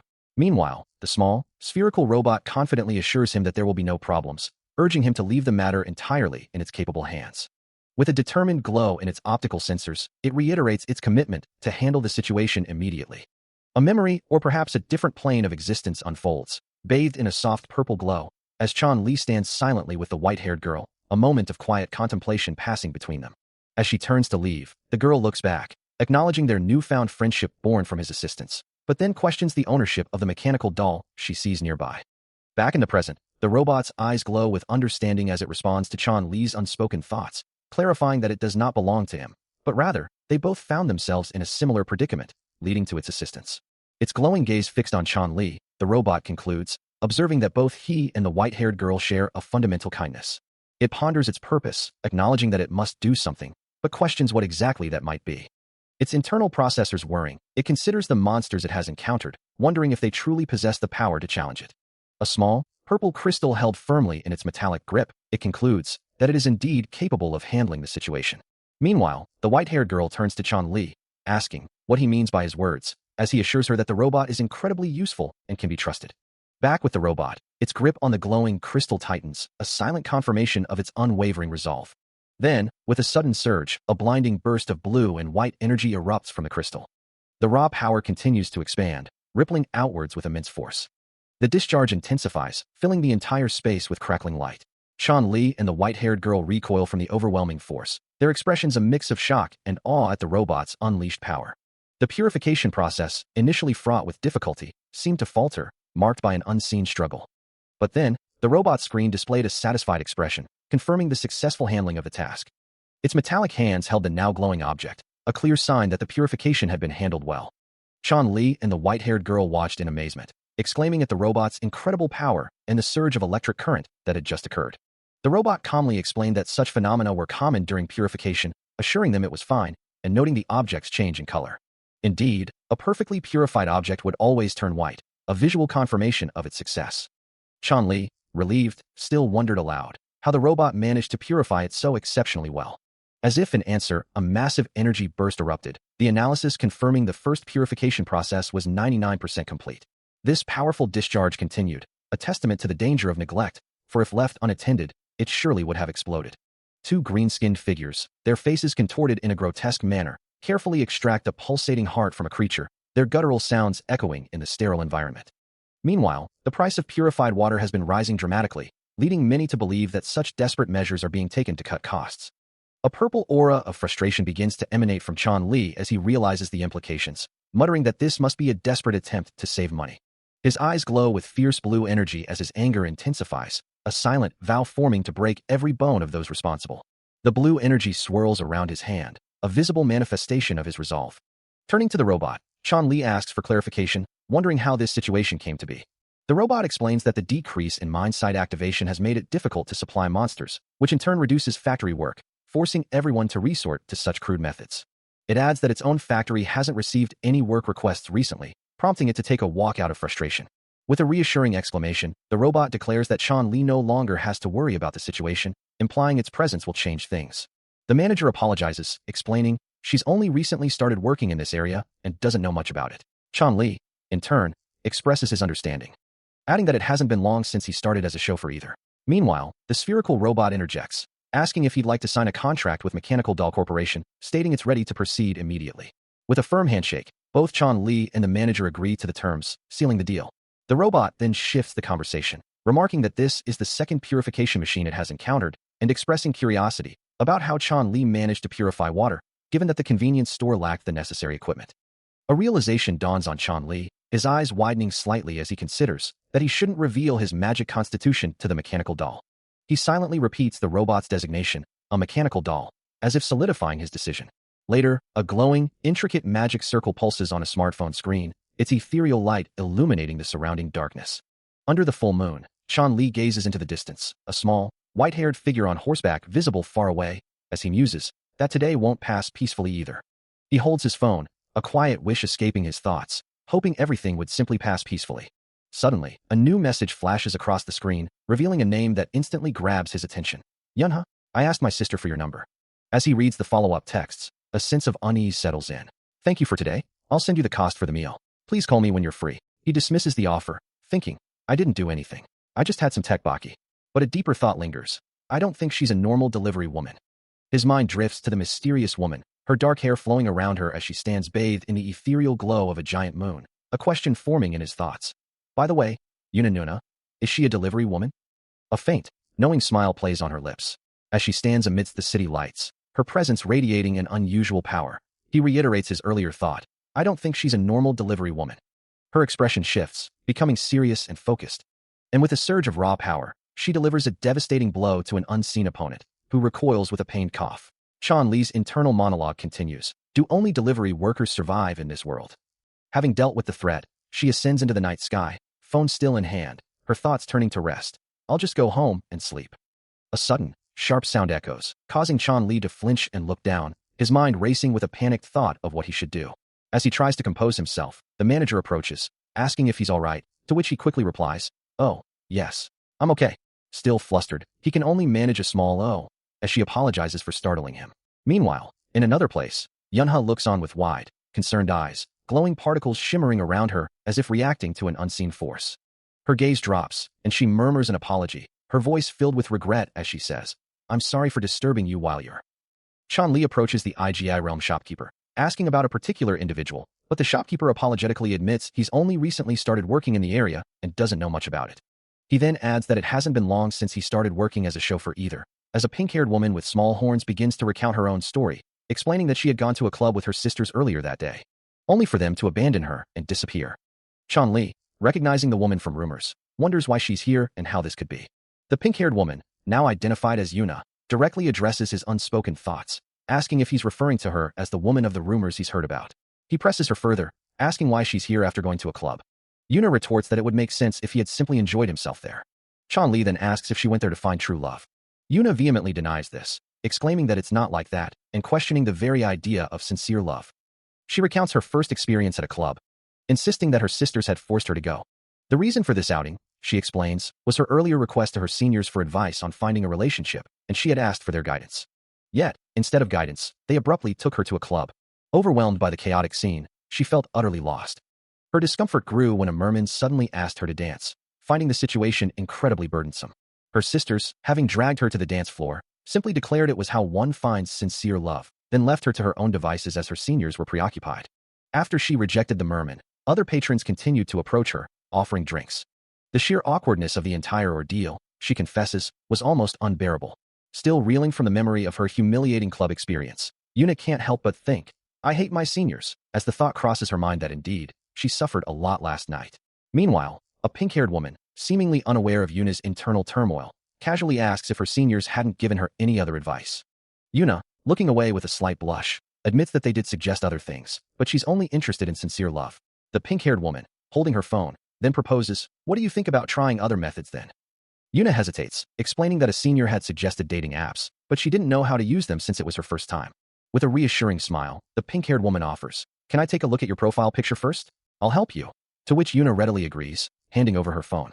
As the pink-haired woman examines the phone, she muses, let's see, should we take your profile picture first? Yuna, understanding the plan, simply responds, okay, I understand. She offers a gentle, encouraging smile. Meanwhile, a young man, holding his phone, looks away with a slightly awkward expression. The camera interface on a phone shows various settings, ready to capture an image. Yuna, her expression softening, acknowledges his apprehension, as the young man admits he gets nervous and feels ridiculous when being photographed, adding that he doesn't think he looks good in pictures. Yuna, however, reassures him, gently urging him to simply smile. His eyes widen slightly, a surprised "What did you say?" escaping him. Yuna responds with a bright, heartwarming smile, her cheeks flushed with amusement. The manager apologizes, explaining that he's new to the area and hasn't been a chauffeur for long either, as the profile creation process concludes. With the final details entered, Yuna expresses her gratitude. She then turns her attention back to the phone, ready to finalize the profile. A notification flashes across the screen, announcing a match has already been found. Chan Li stares at the profile picture, exclaiming in surprise that it's an incubus just like him, and wonders aloud what Yuna thinks of the match. The screen glows with a vibrant blue light, displaying the match profile. He continues to scrutinize the image, muttering that the person seems very active, unlike himself. His thoughts race, noting the succubus influence and questioning the gold chains on the figure's face and body, concluding that most of them are overplayed. Then, a detail catches his eye, a woman's hand with red nail polish in the corner of the photo, leading him to wonder if the person cropped out a woman who was beside them. Chan Li stares at his phone, a question mark hanging over his head as he processes the information on the screen. Meanwhile, the manager, holding her own device, is beaming with delight, clearly amused by the same content. A soft tap of her finger confirms her approval. Back with Chan Li, the white-haired girl leans in close, her expression mirroring his confusion as they both scrutinize the phone. He lets out a small, questioning sound. The screen displays a profile, highlighting a detail that seems to be the source of their bewilderment. Later, Chan Li sits across from the manager, who asks him if he usually plays a lot of pranks. She explains that the white-haired girl always plays pranks and teases her, making her angry, but then just calls her cute. The manager, exasperated, confronts the white-haired girl, demanding to know what she's doing and why she keeps teasing her. Chan Li watches the exchange, realizing the white-haired girl's playful nature, as she admits to having joined the club as a joke. Changing the subject, Chan Li asks his customer what kind of man she prefers. The white-haired girl, surprised by the question, chuckles, noting that it's hard to find a partner without an ideal type, and playfully adds that he's getting older too. She then advises him that it would be easier to find his ideal type if he could describe it more accurately. Chan Li, after a moment of thought, simply replies, a guy. He elaborates, seeking someone with whom he can be honest, someone reliable. And, with a slight blush, he adds, someone who will tolerate all his teasing. He concludes, with a hopeful expression, that they should just smile and accept it. The white-haired girl listens intently, a thoughtful expression on her face. Chan Li hums thoughtfully, as he wonders if the previous customer returned home safely, a bit worried after her sudden blanking out. He resolves that he'll be fine. Suddenly, the white-haired girl appears, a bright smile on her face, welcoming him back. Chan Li notices she's brought the drawing back, which she confirms with a simple yes. She explains that she came early so she could make presents for a long time. But then, a sharp ouch escapes her lips. As the white-haired girl cried out in pain, Chan Li's eyes widen in sudden alarm. He quickly scoops her up, his voice laced with concern as he asks, "Are you okay? Did you get hurt?" Looking back at him, the girl reassures him, "Ouch, I'm okay." Then, with a hint of her usual cheer, she adds, "Oh my, are you okay?" Still holding her, Chan Li's expression remains one of deep concern, a quiet thought passing through his mind as he mutters, "Watch out." A sudden, shocking realization dawns on him, his eyes widening as he exclaims, "Daughter." At the IGI Realm shop, a young woman with brown hair, Yuna, greets a customer, her expression warm and inviting. A large, dog-like beast folk approaches the counter, his voice booming with enthusiasm as he compliments her. "Your daughter is so cute and pretty." Yuna, taken aback, can only manage a flustered smile, thinking to herself, "You followed me all the way to my workplace, so cute," before correcting him, "She's not your daughter." The beast folk, seemingly oblivious to her correction, continues his cheerful advice. "Cheer up today, as well, while looking at your cute daughter." Yuna's face crumples in a mix of embarrassment and exasperation, the misunderstanding clearly weighing on her.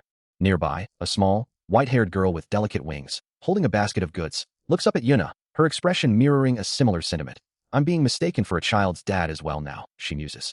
Back at the counter, Yuna leans against a shelf, a hand to her chin, still pondering the strange situation. It still feels weird.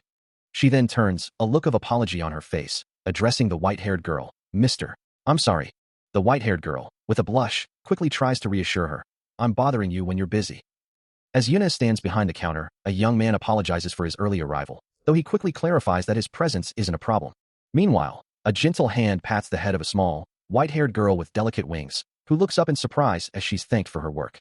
Elsewhere in the shop, Chan Li, looking stern, reminds someone off-panel that everyone is responsible for the Monday system, before asking about Ruby.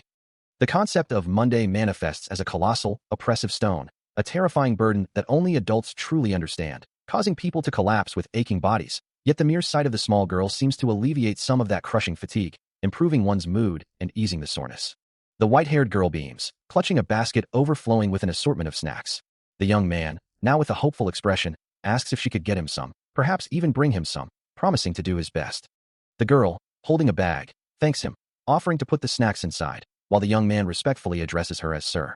He then looks around the shop, searching for a hangover cure, only to be told it's right in front of him. Chan Li glances around the shop, a question forming on his lips, before his gaze settles on the small girl. Her innocent eyes sparkle with a gentle light. She greets him with a cheerful, "Hello, sister." His heart swells with affection, completely overwhelmed by her cuteness. He reaches out, gently patting her head. The shopkeeper, observing the tender moment, remarks on the joy of having such a sweet daughter. As they prepare to leave, the shopkeeper bids them farewell, inviting them to return. He watches them go, a thoughtful expression on his face. Yuna, now clutching a new plushie, responds to the shopkeeper's earlier comment with a wry observation. As cherry blossoms drift gently through the air, the pair decides to continue with their gift project. Inside the shop, Yuna asks the shopkeeper if he has crayons, to which he readily confirms that he does.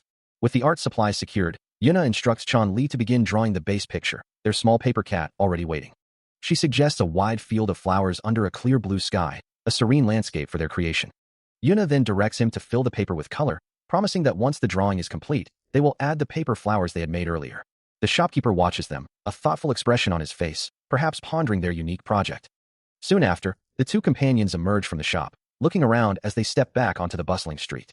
Yuna, ever practical, immediately asks Chun-Li about snacks, her attention already shifting to their next need. He responds that they are just around the next corner, leading them further down the street. With a bright, appreciative "thank you," she continues her task. He watches her, pondering how much easier it must be to handle customers when a child is present. Meanwhile, Yuna remains engrossed in her drawing, a small sound escaping her lips as the cat beside her seems to demand attention. His attention shifts to the feline, and Chun-Li questions, Mister, that cat's fur is black, isn't it? He looks closer at the creature, a hint of confusion in his voice as he reiterates, black? But that customer's fur is brown, though? She quickly corrects him, exclaiming, No, not the customer, before adding with conviction, his heart is black. Still focused on her drawing, she continues her work while the orange cat rests calmly on the counter behind her. Meanwhile, Chun-Li, still processing her earlier comment, asks, So, you're saying this cat has a black heart? Turning to him with a knowing look, Yuna confirms, You can tell from its eyes, as well. Still perplexed, he wonders aloud, But what does that even mean? I don't think I've ever heard of a cat having a black heart. Yuna's thoughts drift to the cat's true nature, and that makes her trust this creature. After a moment of consideration, Chun-Li finally concedes, All right. Then, with a sudden shift in demeanor, he turns away and instructs her, Wait here for a moment. He quickly snatches something from a nearby shelf, a soft thud echoing in the quiet shop. And with a swift movement, he dashes out of the shop. Chun-Li finds himself at a convenience store counter, facing a dark-skinned man with a stern expression, and asks if he's trying to steal something or run away with it. The shopkeeper's hand reaches out, as if to confirm the accusation. Chun-Li, however, remains firm, repeating his warning that he'll show the man what happens if he tries anything. A moment of realization dawns on him. As he processes the situation, the words "the moment you do that, I'll show you what happens" echoing in his mind. The shopkeeper then calmly presents a packet of cat-stir treats, asking Chun-Li to check out. Chun-Li stares, utterly bewildered, as the man behind the counter now wears a cat-stir hoodie, his expression a mixture of confusion and disbelief. Holding the cat-stir packet, Chun-Li's confusion deepens, muttering, Hey, I want to buy this. Why did he come to pay? Wasn't he planning? The shopkeeper, still in his cat-stir attire, simply replies, Yes, I'll do it now, as if nothing unusual has occurred. Chun-Li can only stare at the cat-stir packet in his hand, utterly baffled by the encounter, wondering what exactly is going on and why the man didn't do anything. Still reeling from the shopkeeper's sudden transformation and bizarre behavior, Chun-Li finds himself utterly confused, while Yuna's thoughts echo his bewilderment, wondering if the shopkeeper is planning something. The shopkeeper, now fully committed to his cat-stir persona, simply stares back, leaving Yuna to ponder, What should I do then? The crisp sound of a banknote being held up fills the silence. As Chun-Li, still trying to process the situation, can only manage a bewildered. He finally manages to speak. Excuse me. The shopkeeper, looking slightly flustered, then asks, Sorry, but could you show me your wallet? Chun-Li reaches for his pocket, a single bead of sweat tracing his temple, as he responds, Just for a moment. The shopkeeper, still wearing his cat-stir hoodie, stares blankly, a question mark hanging over his head, as if the entire situation is beyond his comprehension. The IGI Realm shopkeeper's system window flickers into view, displaying various options, as a hand reaches out, questioning the sudden demand. His wallet is held firmly, but another hand closes in, prompting him to ask why his wallet is desired. Yuna observes the scene, finding the shopkeeper's suspicion entirely expected, while her mind processes information, comparing the man's stats to something similar she's encountered. She concludes that the wallet is undoubtedly a man-related item. Her hand begins to glow with a soft, ethereal light, particles swirling around her fingertips as she extends it towards the object. She considers the implications, wondering if touching it will yield the same results as before. A sharp sound cuts through the air, as the shopkeeper's hand shoots out, intercepting her wrist with surprising speed. He holds her firmly, demanding her hand, while internally acknowledging his own need to touch the wallet. Still reaching out, Yuna looks at the shopkeeper, her expression questioning, wondering what the problem could possibly be, before dismissing his resistance as simply cool. Undeterred, she tries a new approach, asking if she can at least check the brand of his wallet. The shopkeeper, his cat-like features showing clear exasperation, firmly refuses, as Yuna continues to insist he show her the item. Yuna's expression hardens into mock indignation, threatening to call the police if he doesn't cooperate. But just as quickly, her demeanor softens, clarifying that she doesn't actually want to involve the authorities, just to see the wallet. Chan Li watches the bizarre exchange with a puzzled expression as the shopkeeper lets out a frustrated sound, still clutching his wallet. Yuna's face softens further, her eyes wide and pleading, as she reiterates her desire to see the mysterious item. Her hands come together in a desperate, almost prayer-like gesture, asking if he could just show it to her for a little while. A soft, ethereal glow emanates from her clasped hands as she makes one final, earnest request. Her hand reaches out, determined to finally get a look at the mysterious wallet. But the shopkeeper is quicker, pulling it back with a swift motion, a silent thought of "good job, kid," echoing in his mind as he secures his possession. As he holds it, a faint purple glow emanates from the wallet itself, while Yuna's own hand begins to shimmer with a soft, ethereal blue light. Her renewed attempt catching the shopkeeper completely off guard, his eyes widening in surprise. The wallet intensifies its radiant glow, causing the shopkeeper to stumble back, a bewildered, "WH what?" escaping his lips. He recoils further, his expression a mask of utter disbelief, muttering, "WH what the dash?" Even Chan Li, observing from the side, is caught off guard, his eyes wide with a shocked, "WH what's hanging in the air?" The mysterious wallet, still clutched in Yuna's hand, begins to pulse with an even more intense purple light, its glow now overpowering the blue aura emanating from her fingers. The light expands, engulfing the immediate area in a blinding magical radiance. A close-up reveals the wallet itself as the source, its surface shimmering with raw, untamed power. The shopkeeper watches, his eyes wide with disbelief, as Yuna's hand continues to glow blue against the wallet's vibrant purple. Then, with a soft thud, the wallet slips from Yuna's grasp, falling to the floor as the shopkeeper recoils in utter shock, Chan Li mirroring his surprise. It lies there, still faintly glowing, and from its depths, small, familiar items begin to spill out onto the floor. The shopkeeper stares at the growing pile, a dawning realization spreading across his face as he recognizes them as products from his own store. His expression shifts from shock to utter disbelief, the implications of the magical wallet becoming terrifyingly clear. He can only conclude that a previous customer must have used this magic wallet to secretly steal all these items from his IGI Realm shop. He stares down at the empty wallet and the scattered items, a wave of disbelief washing over him. His expression tightens, and he instructs them to wait for a moment. Turning away, he quickly grabs something from a shelf. The sound of his movements sharp and deliberate. He returns, holding a small, cat-like figurine, explaining that these are items he cannot properly articulate, and he will bring them in their own language. Then, with a sudden shift in demeanor, he shoves a bag towards them, telling them to simply take their things and leave. His voice growing colder, he adds that they are not to return to his store. His face contorted in anger, he warns them that if they ever come back with such ridiculousness again, their faces will end up as rags, as Chan Li and Yuna, now enveloped in a faint purple glow, are forced to leave the shop. The bright, modern facade of a convenience store stands under a clear sky. Inside, an employee diligently cleans the shelves, muttering to himself about the task at hand. Nearby, Yuna, with her distinctive white hair, checks on a customer, asking if he's all right. She quickly reassures him that he's safe, and he confirms he's unharmed. A relieved smile spreads across her face as she expresses her gratitude, thanking him for preventing a robbery. Suddenly, a gasp echoes through the store as the employee spots the manager arriving. The manager, a woman with warm brown hair, quickly explains that there were some unavoidable circumstances, her expression earnest. She offers a nervous laugh, trying to lighten the mood. An unseen voice then calmly requests an explanation for those circumstances. As the investigation continues, a hand holds up a small, dark object, the questioner's voice sharp, asking if all the stolen goods have been retrieved from the vault. With a comforting hand placed on his shoulder, the shopkeeper is pressed further, asked if he was the one who moved the goods into the vault. From a slight distance, Yuna considers the situation, concluding that the questioner's line of reasoning seems correct. The investigator continues, explaining that the wallet in question is no ordinary item. It's an elaborate magical tool, likely reinforced with security magic, prompting the question of its true owner. A complex magical diagram, glowing with vibrant blue and orange energy, illustrates the intricate enchantments woven into the artifact. The investigator's voice echoes, adding that the tool also appears to be designed to bypass existing security magic. The shopkeeper, looking increasingly flustered, glances at the manager, stammering in uncertain awe. Well, both the shopkeeper and the manager appear utterly defeated, realizing how difficult it will be to explain the situation now. The shopkeeper, looking distressed, apologizes, explaining that he's only recently started working in this area, and therefore doesn't know much about the situation. He adds that it hasn't been long since he started working as a chauffeur either, leaving him with little information. A fleeting image of a smiling, pink-haired woman flashes through his mind. As Yuna, sensing his distress, reassures him, telling him not to worry. She offers a gentle smile, urging him to cheer up. The shopkeeper then asks her if she shouldn't be heading to kindergarten, to which she simply replies with a soft, "Ah, yes."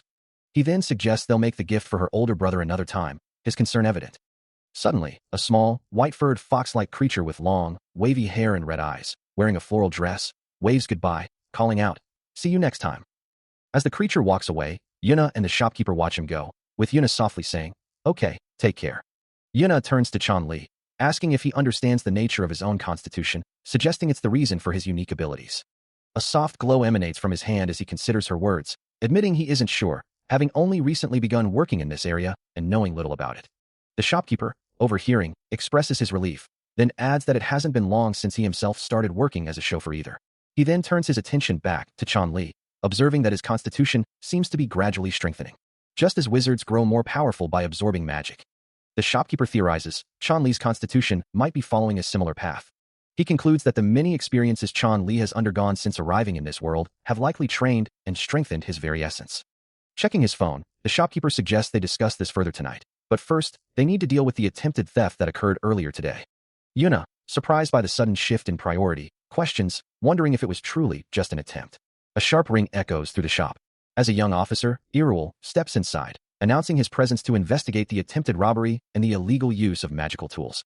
He then formally requests a detailed explanation of the incident. The incident, which began around 9 in the morning, involved items magically transferring into the store, a phenomenon that continued for most of the day, leaving a blanket mysteriously displaced. Yuna, observing the scene, confirms the shopkeeper's account, who then adds that the items were indeed magically transferred. Meanwhile, Irul, the investigator, muses aloud, wondering if the employee responsible for this magical transfer is truly amazing. Chan Li, standing beside him, affirms with a nod, acknowledging the employee's exceptional skill, before Irul asks if he can check and copy the CCTV footage. The shopkeeper, slightly flustered, agrees to assist with the request. Irul then instructs Chan Li to take his time, emphasizing the need for a thorough review of the footage. Yuna, observing the unfolding investigation, lets out a soft sigh, her expression thoughtful. He listens as the shopkeeper apologizes, explaining that he's only recently started working in this area, and therefore doesn't know much about it. Meanwhile, a message appears, revealing a reward for Chan Li, with a note to tell him nicely. The shopkeeper then adds that it hasn't been long since he started working as a chauffeur either, to which Irul responds, "Oh, I'm glad to hear that." He then asks the shopkeeper to let him know in advance if he ever goes somewhere else, but the shopkeeper just looks away, a slight frown on his face. Yuna, observing the exchange, thinks to herself, "I'm sorry, but I can't just leave." She recalls someone telling her, "So, make sure to let us know before you quit, okay?" Her gaze sharpens as she reaffirms her resolve. "I'm not planning to go anywhere else." She continues her internal monologue, acknowledging that even if she were to work in this world, she could only come through this convenience store. Furthermore, she would have to explain her special circumstances as well, a thought that seems to weigh on her. The shopkeeper apologizes, explaining that he's only recently started working in the area and therefore doesn't know much about it. The manager, however, expresses her contentment, stating that she enjoys working there. She assures him she'll continue to do so, without worry.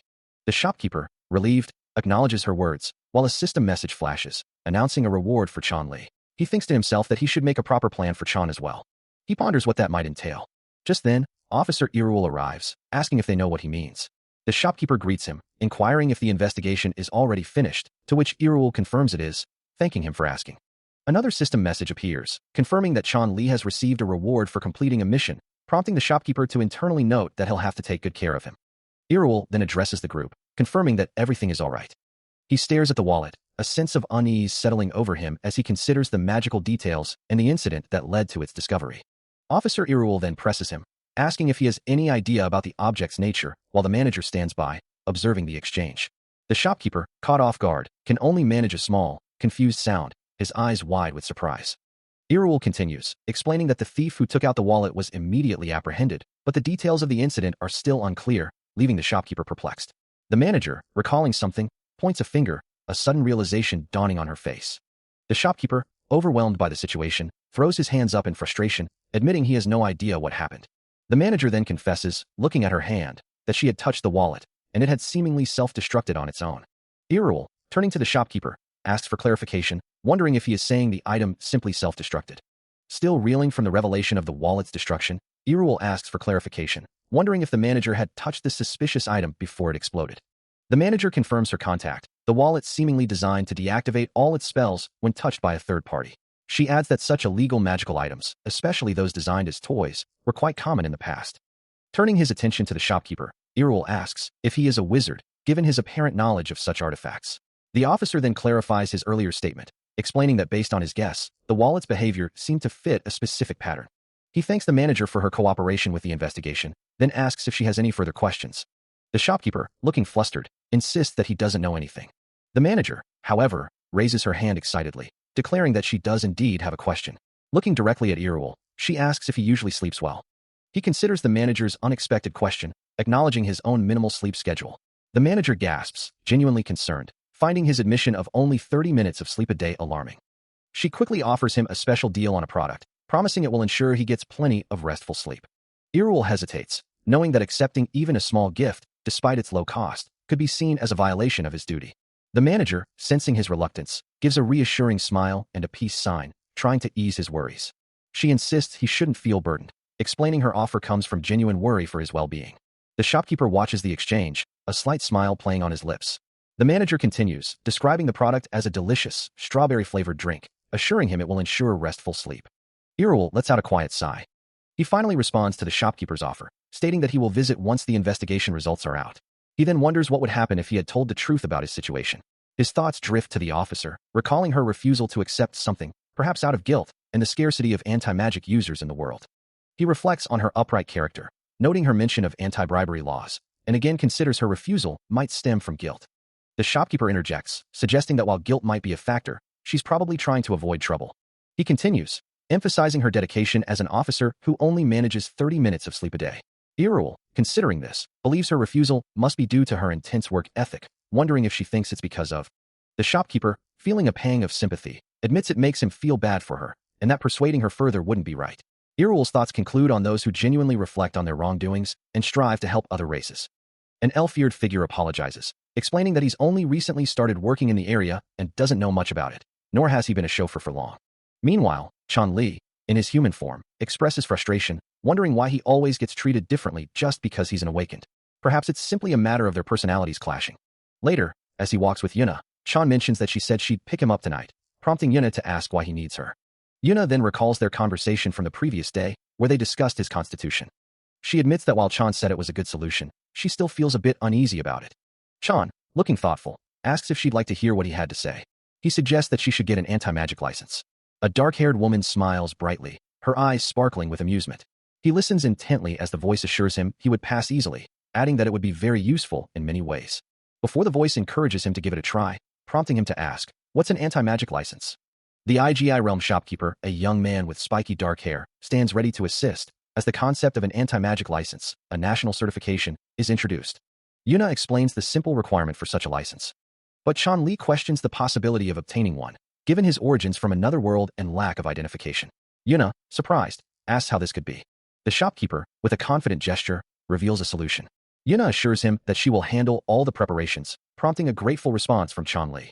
Later, Yuna quietly asks Chan Li if she is still unaware of his true origins. He confirms that nothing good would come from others knowing his secret.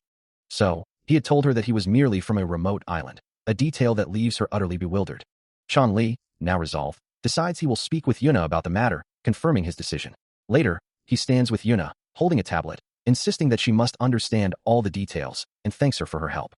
Yuna, with a bright smile, assures him it's no problem at all. Chan Li extends a gloved hand, proposing they begin their proper work.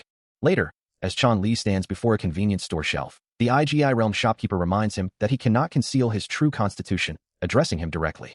The shopkeeper's hand holds a glowing, transparent orb, explaining that Chan Li's anti-magic constitution isn't particularly unique, but rather a common trait. It's simply special because it exhibits a very strong, potent anti-magic. His explanation continues, detailing how such a constitution can purify various things and neutralize magical spells, having grown stronger for decades. A vibrant, swirling energy pulses, a visual representation of the unique anti-magic constitution.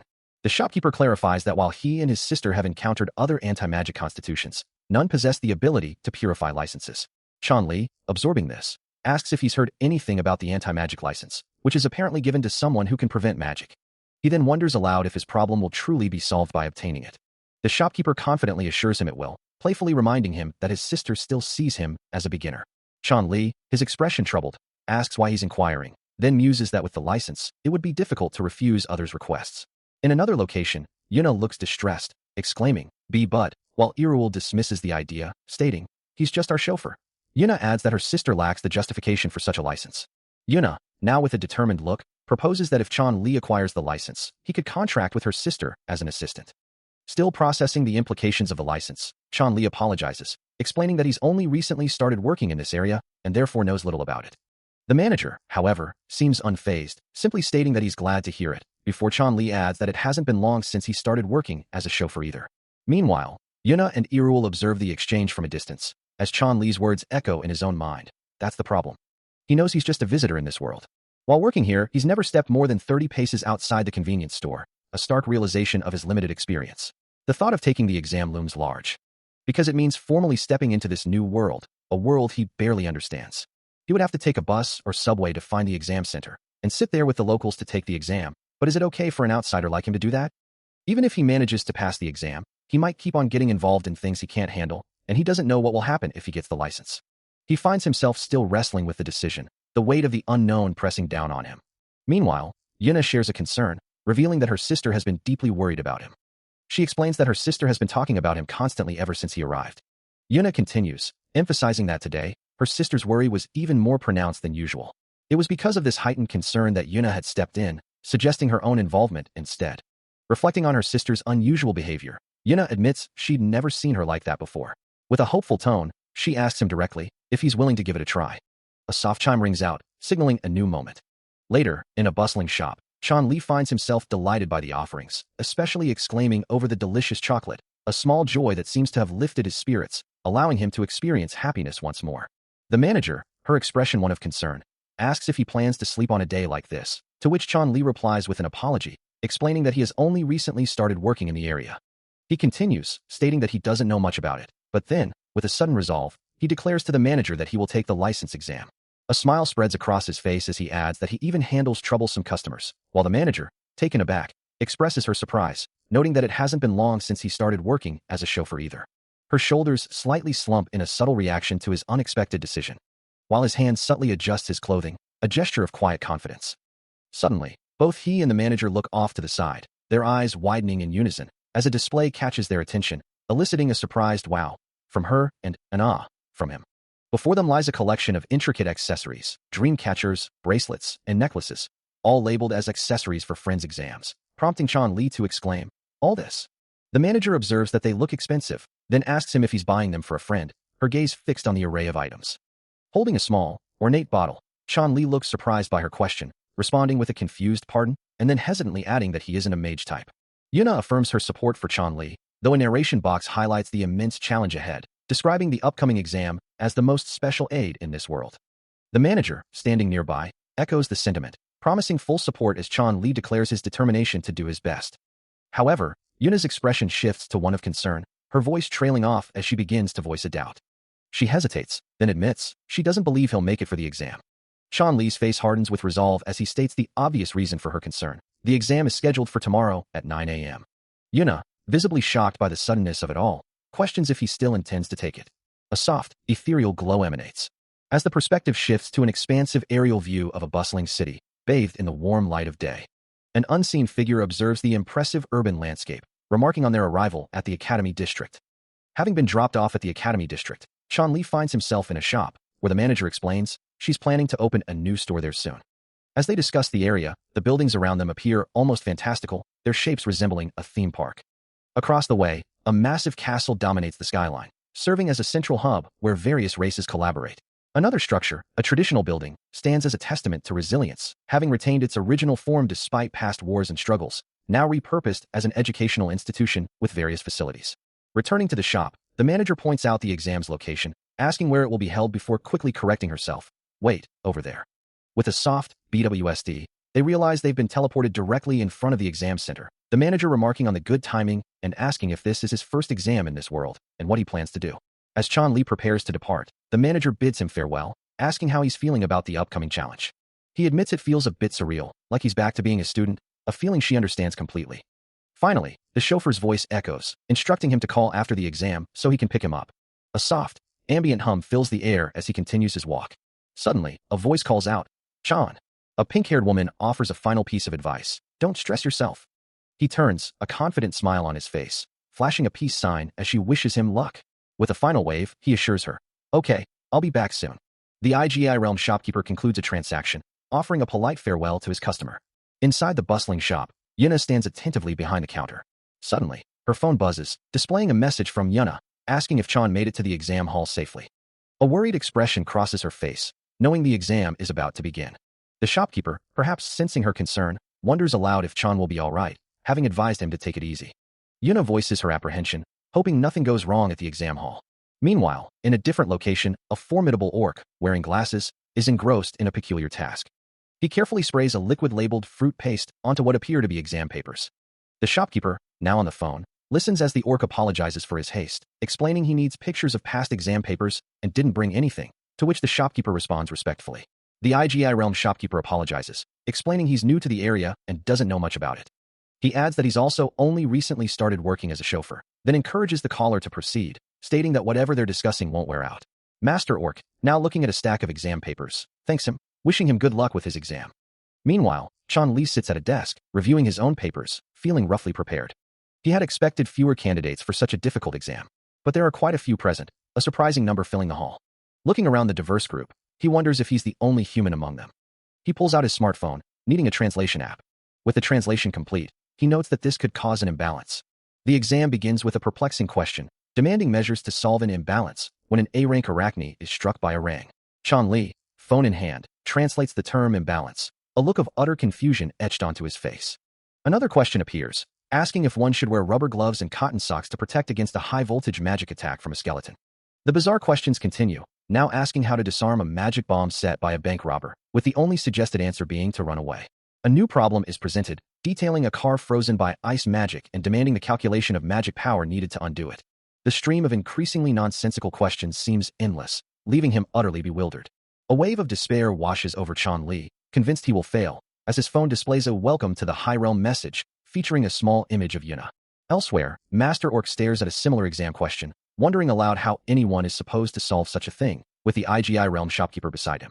The shopkeeper, however, calmly reminds Master Orc that he has passed this exam before. Still reeling from the exam's difficulty, Chan Li despairs, realizing he might not only fail the first round, but be forced to retake it multiple times, as a door creaks open nearby. The sound of the door opening echoes through the room. Inside a classroom, a figure in a dark suit stands at the front, announcing that the exam will begin in 5 minutes, and instructing everyone to put away all electronic devices and place them in their bags. He introduces himself as the proctor, Deckard. Deckard then states he will now go over the exam instructions. Among the students, Master Orc listens intently, as Deckard continues, explaining that the exam will last for 2 hours and consists of 10 questions, for a total score of 100 points. He sternly warns that anyone caught cheating will be immediately disqualified and permanently ineligible for this exam, adding that there will be no other certifications. Deckard concludes by telling them to please keep this in mind.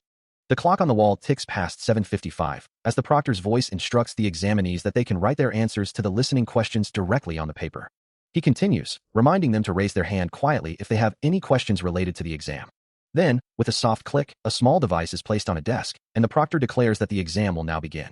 Chan Li looks down at his own device, a faint click echoing as the first part of the test, the listening test, commences. A look of utter confusion washes over his face. On the screen, a cheerful cartoon house appears, accompanied by a simple melody, and a voice sings. Is this a children's song? The Orc family is all in one house. The lyrics continue. Daddy Orc, Mommy Orc, Baby Orc, Master Orc, sitting among the other examinees, also appears bewildered by the unexpected musical content. Chan Li, now slumped on the floor in distress, hears the song continue. Daddy Orc, Mommy Orc, Baby Orc, Mommy Orc also has strong muscles. As the bizarre children's song about an orc family continued to play, Master Orc could only stare, utterly baffled by the world around him. He and Chan Li exchanged bewildered glances, the phrase happy orc family echoing in their minds with profound confusion. The proctor then announced the next phase of the exam, revealing that the questions would directly relate to the children's song they had just heard. Chan Li's expression tightened in disbelief as the instruction appeared. They were to write the name of the children's song on their answer sheet. Staring at the exam paper, which prominently featured Orc family, he wondered if this was truly the listening test, or some elaborate trick question. Deckard, observing the room, offered a stern reminder. Unlike previous difficult exams, the actual questions would be even harder. The next question presented multiple choice options for the children's song, including absurd choices like window and cute, leaving the examinees utterly bewildered. Chan Li clutched his head in utter despair, the reality of the ridiculous exam setting in. Even Deckard, the proctor, couldn't help but internally acknowledge the bizarre nature of the situation, thinking to himself that this can't be real. What's the problem? The proctor asks, as Chan Li begins to respond. No. Are these questions correct? He wonders internally, confirming to himself. No matter how many times I check, the answers are right. Chan Li looks up, bewildered, as the proctor states, there is nothing wrong with the questions. A subtle red glow emanates from Deckard's eyes as he considers, if there is an issue, it might be with you, the candidate. He then instructs, now, please focus on the exam. Chan Li stares blankly, a thought forming in his mind. What's with that proctor? Why are they picking on me? The proctor, meanwhile, reviews the questions once more, finding them all to be normal. A new resolve settles on Chan Li's face. Then, he thinks, preparing for whatever comes next. The imposing structure of the exam building looms under a clear sky, a lone figure departing its entrance. His hand, still tingling from the rapid-fire answers, holds a ringing phone. The device vibrates insistently, demanding his attention.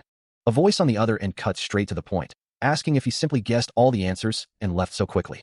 Chan Li's expression is one of genuine bewilderment, as he questions if the certification exam in this world is truly at an elementary school level. He then muses aloud that the intellectual level of his own world is quite high by comparison. The IGI realm shopkeeper sighs, explaining that the listening test for the Family Children's Fund, with its elementary-level questions, was surprisingly problematic. He continues, recounting how he approached the proctor about it, only to be treated as if he himself were the problem. Despite solving all the questions, he still doesn't understand what else he could have done, his frustration evident as Yuna listens intently beside him. A thoughtful silence hangs in the air as the shopkeeper ponders the perplexing situation.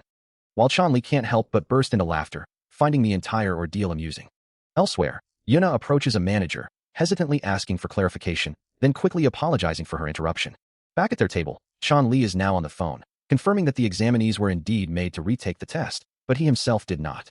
Hearing this new piece of information, the IGI realm shopkeeper's expression shifts, a rough idea beginning to form in his mind. The pieces fall into place, and he realizes the truth. A powerful spell must have been cast over the entire exam hall. He explains that the exam was not about solving the questions themselves, but rather about understanding the distortion magic that had been cast over the entire hall. If one could notice the distortion and dispel it, solving the real exam questions would have been a free pass. Chan Li, listening intently, realizes the implications, while Yuna, with a thoughtful expression, asks if that means a borderline score would still be a pass. The shopkeeper confirms her suspicion, explaining that the examiner's thought process must have been to use the distortion magic itself as the true test. He then recalls a conversation with Proctor Deckard, who had mentioned that other candidates also had to retake the test, and that none of them had passed the first practical exam either. This detail solidifies his theory, as he realizes the examiner's true intention was to test their ability to perceive and overcome the magical interference. He concludes that the Family Children's Fund must be involved in this elaborate scheme, using the exam as a means to identify individuals capable of dealing with such distortion magic. The shopkeeper, now fully confident in his deduction, shares his complete theory with his companions, who listen with a mixture of surprise and understanding.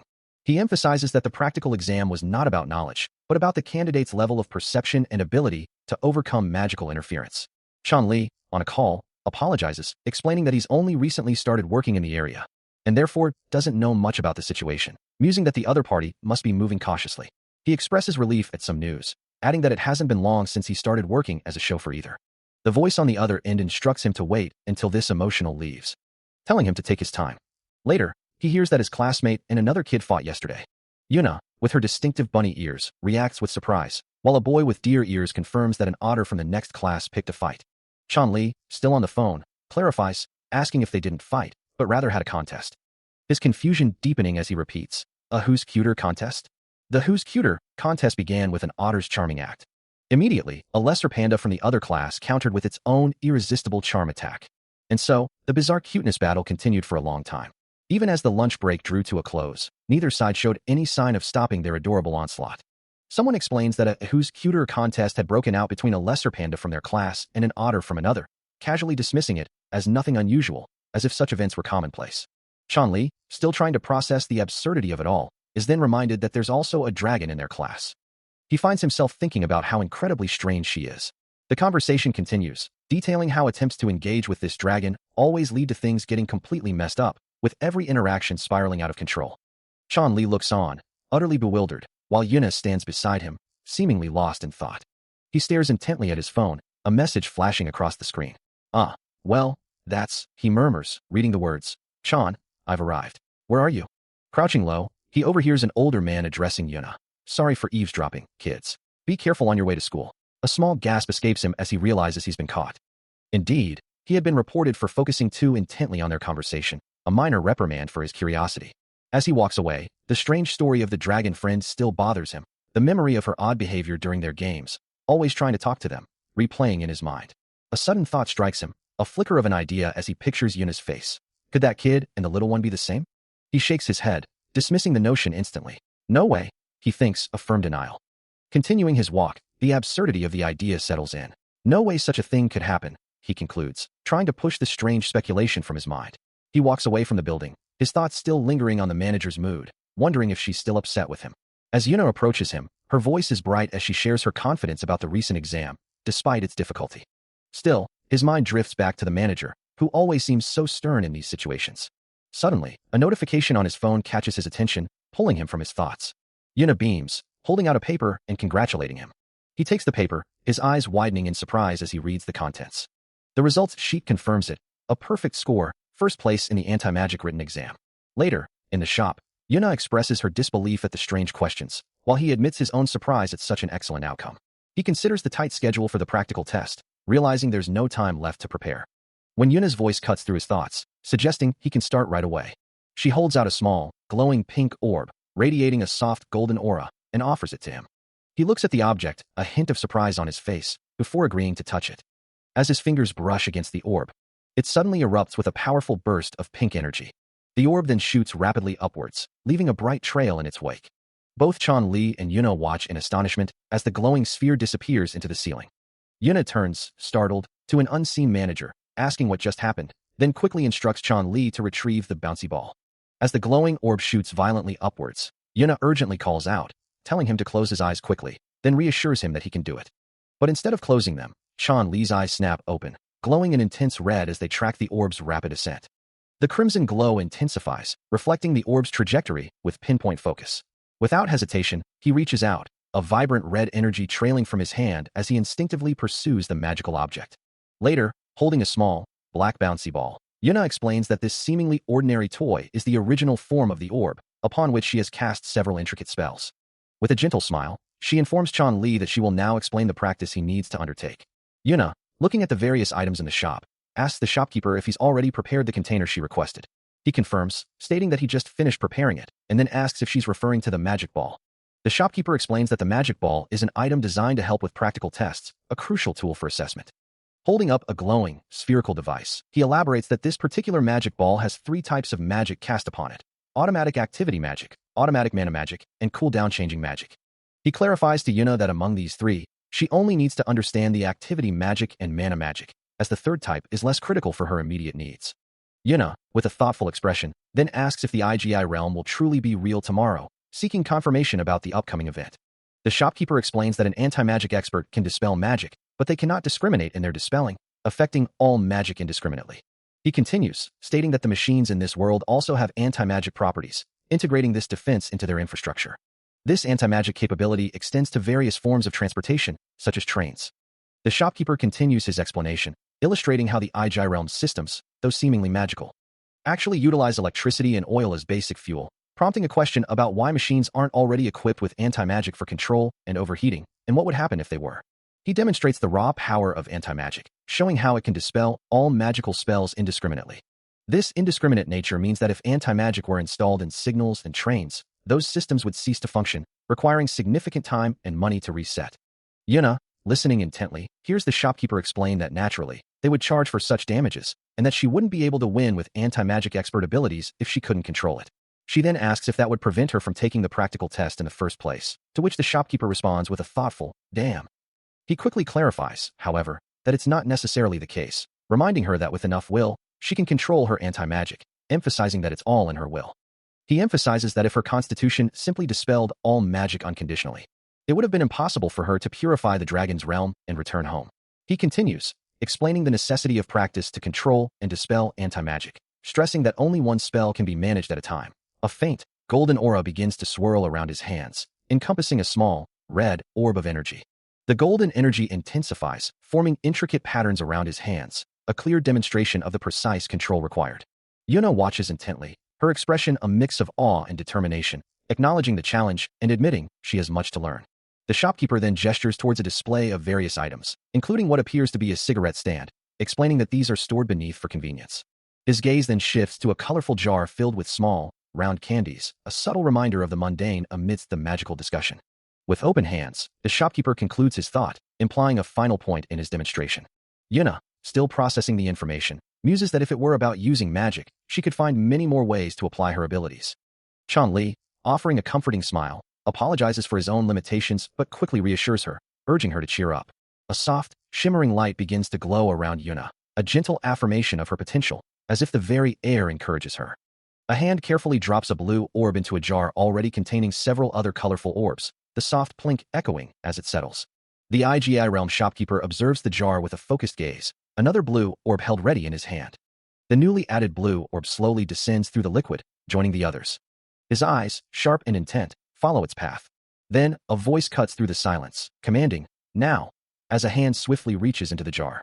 The shopkeeper looks up, a faint, ethereal blue glow emanating from his form.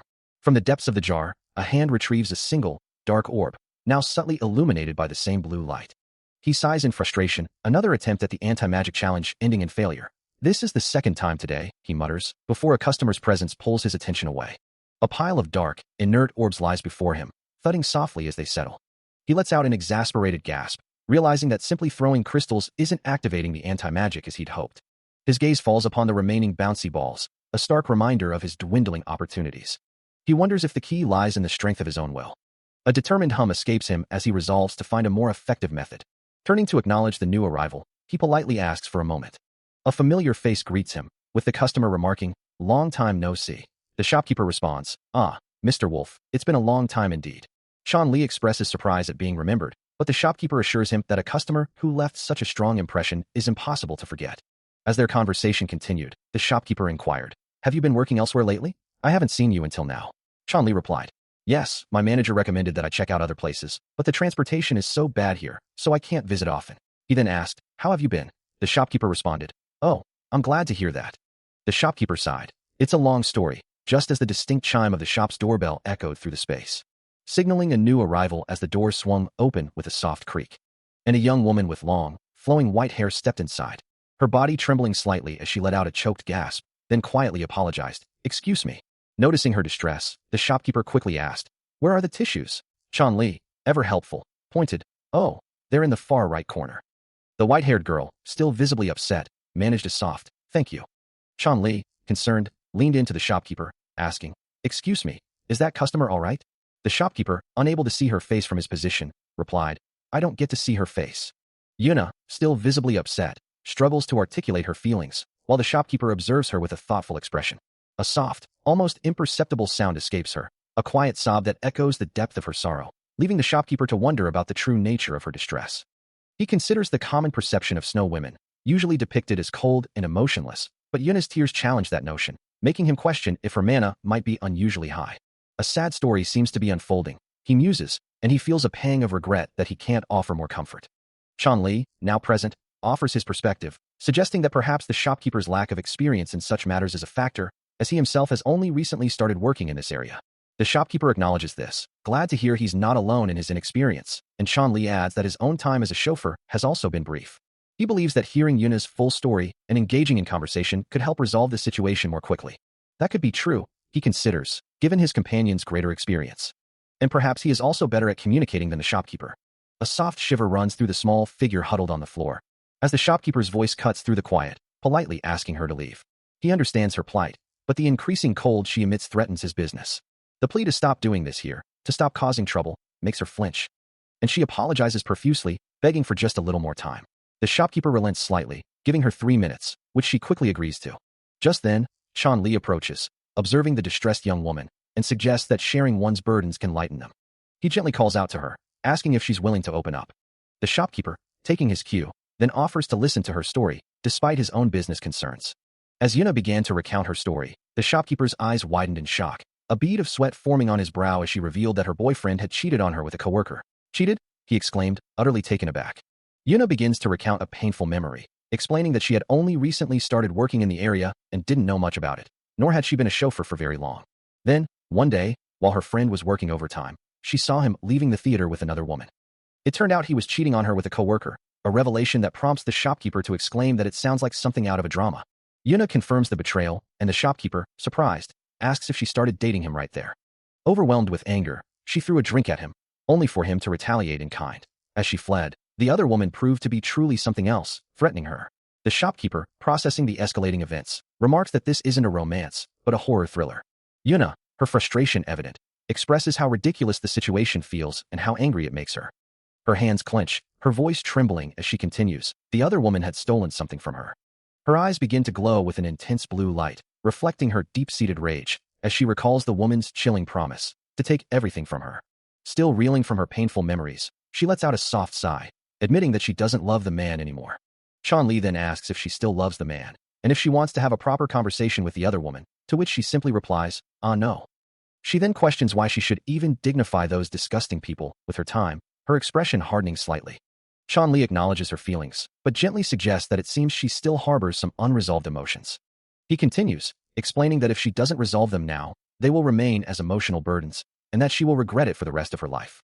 Yuna listens intently, her gaze distant, as Chun-Li concludes that even though it's painful and difficult now, she should try to resolve those feelings with a little effort. Considering his words, she finally concedes, acknowledging that he is right. A soft, almost imperceptible sound of realization escapes her. With newfound resolve, she declares that if she avoids this now, she will definitely regret it later. She doesn't want to waste her precious time like that, a quiet resolve settling within her. She knows that if she avoids the issue now, they'd probably end up falling back on each other's side again, a thought that brings a sharp realization. Meanwhile, a young woman with long, flowing white hair and piercing blue eyes declares she'll have a proper investigation and sort everything out. Back on the street, Chun-Li offers his comfort, to which Yuna replies, thanking him for his words and acknowledging his presence. Suddenly, a sleek red sports car speeds past them, a blur of motion and power. Chun-Li, concerned, asks if he should call the police, just in case, but Yuna calmly responds that it's okay. A moment later, a distinct thud echoes, prompting a surprised "what's this?" from them. As they turn, the white-haired woman from earlier confronts them, her voice sharp as she asks if they ran away and found another race for help. Her gaze then shifts to Chun-Li, a hint of accusation in her tone as she continues, or if he's looking for another target to flirt with.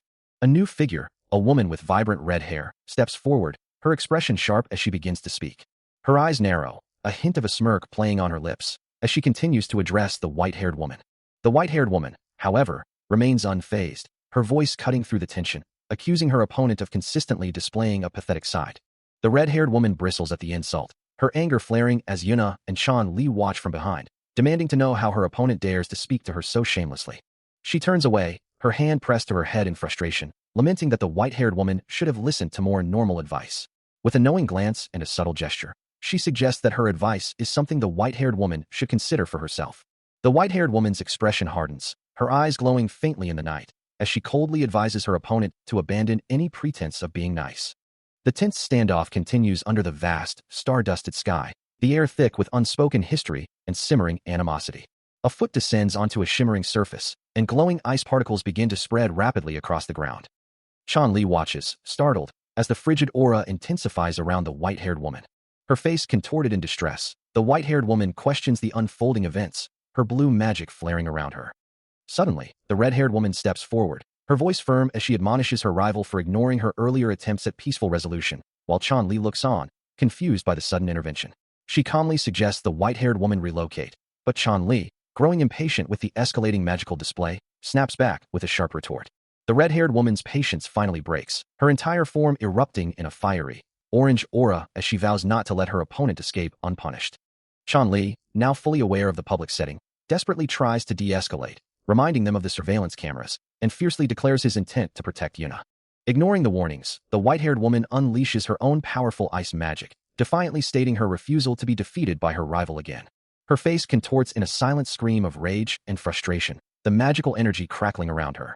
Still consumed by her fury, the white-haired woman unleashes a torrent of ice magic, sending sharp shards hurtling towards Chun-Li and Yuna, while declaring she won't let him have her. Her eyes glow with an intense blue light, as she warns that if he continues to live like this, he'll only be angry at himself. But before her attack can fully connect, the red-haired woman retaliates with a sudden burst of her own ice magic, striking the white-haired woman and forcing her to recoil with a soft plop. Chun-Li, having shielded Yuna from the initial magical fallout, looks up in surprise at the red-haired woman, asking who she is. The red-haired woman, now the aggressor, demands to know where he suddenly came from. Ignoring her question, Chun-Li crouches protectively over Yuna, ensuring her safety amidst the chaos. He then turns his attention back to the red-haired woman, questioning if she's the old man's friend and why she's interfering with other people's business. With a swift, decisive move, Chun-Li subdues the red-haired woman, leaving her collapsed on the ground, a soft plop, marking her impact. Standing over the defeated woman, Chun-Li apologizes to her, addressing her as Maya. He reflects on the recent confrontation, acknowledging that while the situation is resolved, his intervention was unavoidable given the familial connection between the combatants. Kneeling beside the unconscious Maya and the still figure of the white-haired woman, he watches over them in the aftermath of the chaotic magical exchange. As Maya stirs, he gently asks if she's all right. His thoughts return to the resolution of the conflict, a quiet moment of contemplation before the next steps.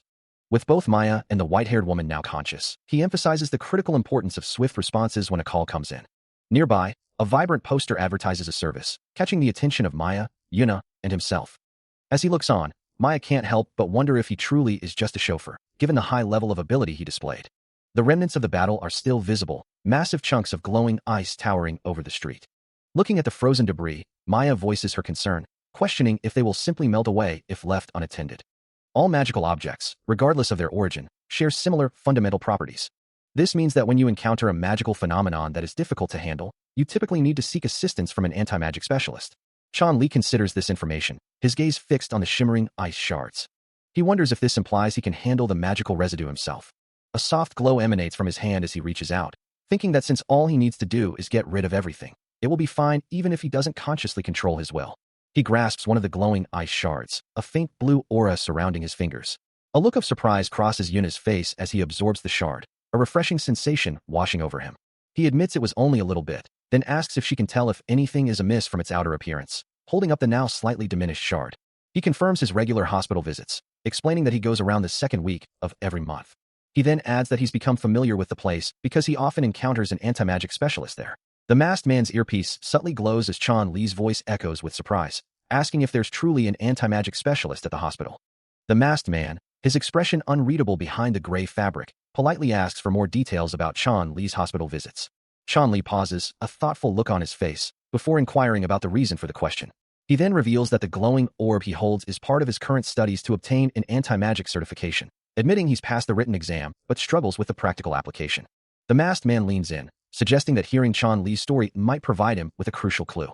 A memory flashes through Chun-Li's mind, recalling a past moment of self-doubt while job searching, lamenting his perceived lack of skill. Returning to the present, he hesitantly asks the masked man for assistance with his anti-magic studies, a hopeful plea in his voice. Chun-Li looks up, his expression a mix of surprise and anticipation, as the masked man responds, "It would be faster to show you this first." With a soft thump as their hands meet, the masked man takes Chun-Li's hand, revealing his own wrist. Upon seeing the intricate, chain-like mark emblazoned there, Chun-Li can only utter a bewildered, "What is this?" A suppression spell is at work, primarily targeting sensitive senses and the impulse to gaze at the full moon, effectively suppressing a werewolf's instincts. Meanwhile, a white-haired woman, with a red-haired woman leaning against her, expresses the need for someone whose power surpasses that of a werewolf. The suppression magic glows, indicating its gentle yet long-lasting effect. Chun-Li questions the shopkeeper about this lasting magic, wondering if it truly endures. The shopkeeper explains that the moon's influence only suppresses a werewolf's instincts, not their existence. To put it simply, understanding the characteristics of a strong race is crucial, meaning one needs to know some magic to suppress it easily. Chun-Li, however, faces a significant problem. His constitution is too different from that of anti-magic experts, and he is naturally devoid of magical power, his hand glowing with an inert blue energy. He apologizes, explaining that he's only recently started working in this area and doesn't know much about it, to which the shopkeeper responds with relief, mentioning that he too hasn't been a chauffeur for very long. The shopkeeper clarifies that he controls it with his will, but at this point, he's still consciously controlling it, a statement Chun-Li acknowledges with understanding. Chun-Li continues, suggesting the shopkeeper can think of it as having a body similar to his own. A monstrous, furry claw, etched with glowing red lines, rumbles into view, a visual representation of the power he speaks of. The shopkeeper recoils in shock, exclaiming, "What is that?" Chun-Li's own hand begins to transform into a claw as he explains that it's safe as long as he doesn't unlock these sealed powers anymore. But in the past, they had to make huge efforts to suppress the power of a werewolf. The shopkeeper, now understanding, concludes that the result is his current body. Chun-Li confirms with the shopkeeper that, thanks to his hard work, he can now control his suppressed powers at will. The shopkeeper, intrigued, asks what kind of effort he made, and Chun-Li pauses, contemplating the inner werewolf he struggles to contain. The most common method to suppress a werewolf involves eating raw meat from a distance, while still bound by shackles. When the primal instincts try to take over, the shackles dig deep into the flesh, a constant reminder of the struggle. He explains that he feels the intense pain, the hunger, and the desire to break free from those bonds, but he has learned to endure it, leaving the shopkeeper visibly surprised. The shopkeeper muses about the shackles and raw meat method, prompting Chan Li to ask what he means by it. Looking at him intently, the shopkeeper asks what he truly intends to do with such a unique constitution. Chan Li hesitates, then states his desire to become a hunter or an anti-magic specialist, but the shopkeeper immediately challenges him, sensing it's something he feels he has to do, not something he genuinely wants. As he gently takes Chan Li's hand, the shopkeeper asks if there's a difference, then offers to share a bit more about himself. He recalls a time when he was a veteran, serving in a special unit during a great war. But as the war ended and an era of peace dawned, the monsters that once plagued the realm were no longer a threat to humanity, prompting his retirement. Yet, one particular species, a monstrous nature, never truly left his side. He and his companion had to find a way to reside and adapt to the new evil that lingered. This was especially true for him, as his instincts were far stronger than those of other werewolves. He had to put in far more effort. And ironically, the more he tried to control his nature, the harder it became. Back in the present, Chan Li looks up, acknowledging the shopkeeper's struggle, remarking that he must have found a way to overcome it, and that he's doing all this for him now. He explains that rather than simply finding a way to control his instincts, an opportunity arose. That pivotal moment came when his daughter was born, completely changing his life. Holding her tiny hand for the first time, a profound realization washed over him. He knew then that he wanted to protect that hand, that smile, not just once, but always, and with that singular desire, he found his resolve. He succeeded in his goal, never turning into a monster. Though he was still a wolf, at least in his upper body, he maintained control. This was his true turning point, and he had to succeed, so he did. Looking at Chan Li, the shopkeeper asserts that if he finds such a turning point, he too can achieve control, driven by the desire to do it. Chan Li, now visibly manifesting wolf-like ears and a tail, bows slightly and responds, "I understand. Thank you." He apologizes, explaining that he's only recently started working in this area and doesn't know much about it, adding that it hasn't been long since he began working as a chauffeur either. Chan Li then asks about the two young men, wondering when they will wake up, to which the chauffeur estimates it will be about 20 minutes, before asking if he should report them to the police. The chauffeur clarifies that the incident ended in an assault, with the young men attempting to cause harm to others, which constitutes a serious crime, and according to the law, both of them should be held for questioning. Meanwhile, the red-haired woman, observing the unconscious figures, simply states, "Whatever it is, they broke the law." Chan Li, considering the situation, asks the chauffeur what he would like to do, who replies that he's still getting paid, so it's not a big deal for him. With that, Chan Li decides to simply let the matter go, though the chauffeur expresses concern about what might happen if they commit another crime. One of the young men, now gagged and bound, lies helpless on the floor, his eyes wide with fear. The chauffeur thanks Chan Li for his understanding and cooperation, as the scene shifts to an exterior view of the building. Back in the car, with his wolf ears and tail now subtly visible, Chan Li states, "Then I'll be going home." The chauffeur offers a sincere apology, acknowledging his recent start in the area and his inability to assist with the previous situation. He dismisses the incident as nothing, considering it an unusual experience for himself, before remembering something else. Turning to Chan Li, he offers a word of encouragement, wishing him good luck on his upcoming magic certification exam. The chauffeur's voice is firm and reassuring as he adds, "I'm sure you can do it." A sense of impending change hangs in the air, a turning point not far away. Chan Li lets out a frustrated sigh, his thoughts consumed by a problem he couldn't solve, unable to find a proper solution in the end. Meanwhile, Yuna, hunched over her desk, stares at her work with wide, worried eyes, muttering about a big problem with a deadline looming this very evening. She lets out a small sound of distress, looking exhausted, but quickly reassures herself that she'll find something to present. Back with Chan Li, he looks at a screen with a concerned expression, admitting he was worried because he hadn't seen her for a few days. He watches her intently as she works, a gentle concern in his voice, asking if she feels unwell. She reassures him, though a thought crosses her mind about the quality of her own work, believing her drawing to be superior. A soft smile graces her lips as she imagines her mother's delight, knowing the drawing will be cherished. Her companion, intrigued, offers to draw her in return, a suggestion that immediately flusters her. She protests vehemently, explaining her embarrassment at being drawn in front of others, especially by someone she respects. Still focused on her own work, she reiterates her plea, wondering if he's even listening. With a mischievous glint in his eye, he playfully declares his intention to draw her as a butterfly, ignoring her protests. Her face contorts in a desperate plea, begging him to reconsider. But the thought of his own playful teasing causes him to blush, a wave of self-consciousness washing over him as he wonders why he always ends up in such situations. A chauffeur apologizes, explaining that he's only recently started working in this area and doesn't know much about it. The shopkeeper acknowledges this, expressing that he's glad to hear it, before the chauffeur adds that he hasn't been a chauffeur for very long either. The IGI realm shopkeeper, a young man whose stats indicate a surprisingly low level for his profession, watches as Yuna, her eyes sparkling with determination, declares she'll draw something really small. With a focused expression, she begins her work, confirming her readiness with a soft, "Okay." Meanwhile, the shopkeeper leans against his counter, looking utterly bored. Yuna continues her meticulous drawing, planning to attach a paper flower to her creation. Finally, she exclaims, "It's all done," holding up her finished piece with pride. The shopkeeper, now attentive, praises her. "Wow, you did a great job," as she then asks if her mom will like it. Yuna, beaming, assures her, of course, she'll love it, reminding her of the hard work she put in. The shopkeeper comments on her passing school, prompting Yuna to quickly suggest they wear the drawing to protect it from damage. As the drawing is completed, Chun-Li confirms that everything is now finished. Holding up the artwork, the IGI Realm shopkeeper remarks that there's no longer any reason to delay. Chun-Li looks on, a hint of surprise on his face. The shopkeeper then asks if he remembers the thief they once caught together. After a moment of thought, Chun-Li confirms that he does. The shopkeeper elaborates, recalling that the thief had attempted to steal something worth about 50,000 won, and then asks if Chun-Li understands the true value of that amount. To put it into perspective, with an allowance of only 500 won a day, it would take over 100 days of saving to accumulate 50,000 won. Since Chun-Li had stopped the thief, preventing the loss of such a significant amount, the shopkeeper offers to help him with his allowance for the next 100 days. Chun-Li, taken aback by the generous proposal, asks for confirmation of the shopkeeper's sincerity. The IGI Realm shopkeeper considers the task, agreeing to help with whatever he can, but then questions the immediate urgency. Yuna, standing nearby, explains it's kindergarten homework, lamenting that she'll have to do it even in her sleep, which elicits a surprised sound from the shopkeeper. A sudden thought strikes him, and he pauses, a soft click echoing. He pulls out his phone, zooming in on the text, considering using a translator to decipher the homework. After a moment, he suggests they discuss the matter with her parents. Meanwhile, Chun-Li, also in the shop, expresses surprise that his homework is due so soon, admitting he doesn't understand any of it.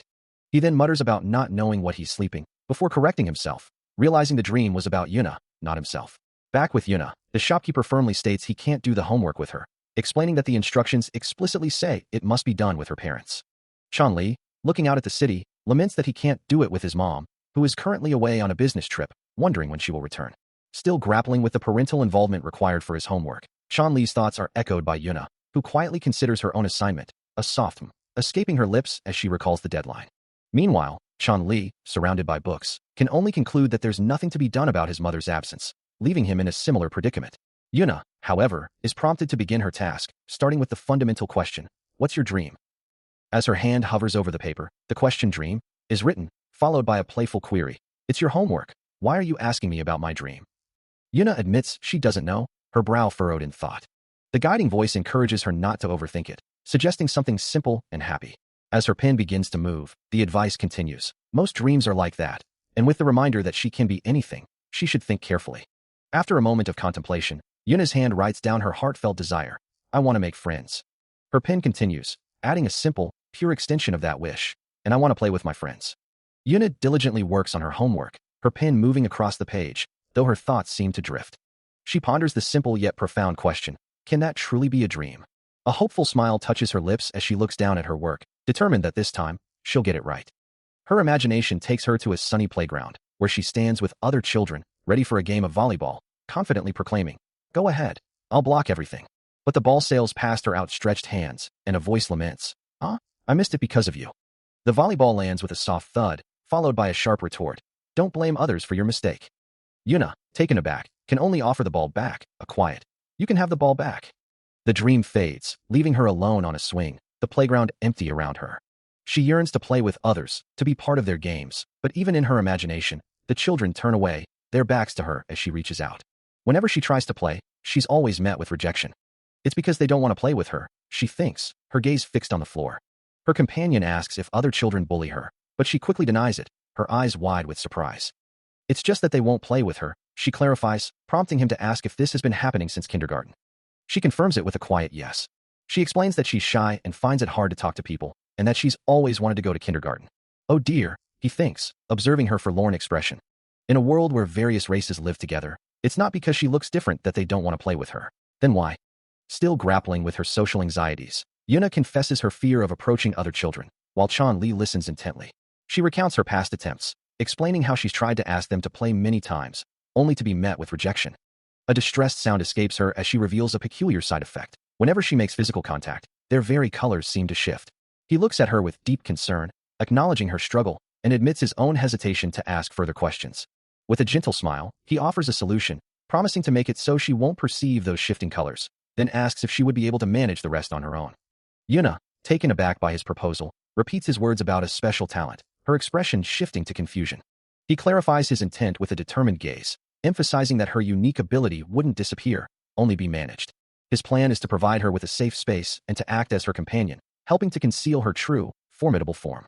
This way, the overwhelming power of her aura would remain hidden from the outside world, marking the beginning of Chan Li's new task. Yuna reflects on a time when entering the Agai realm demanded immense magical skill, yet for her, it was as simple as reaching for a cookie. Now, however, she senses a profound emptiness there, a place where the beings have grown so powerful that they are utterly unapproachable. Her mother had once called her unique perception a blessing, urging her to cherish it, but Yuna can't help but wonder if this feelish is actually a bad thing. Meanwhile, Chan Li, now settling into his new role, apologizes for his lack of local knowledge, explaining that he's only recently started working in the area and as a chauffeur. In his true form, he considers Yuna's extraordinary ability, realizing how it allowed her to grasp the true meaning behind her mother's words. He concludes that this gift could allow her to live a life free from the constant worry of colors, a burden she'd carried for so long. Yet, Yuna's thoughts return to a memory, perhaps of her mother's comforting hand, questioning the value of an ability that makes it impossible to connect with others, especially when childhood memories are so precious. The sheer immensity of her perception, a swirling vortex of sensation, threatens to consume her. She feels as though she can never truly escape it, trapped within its depths.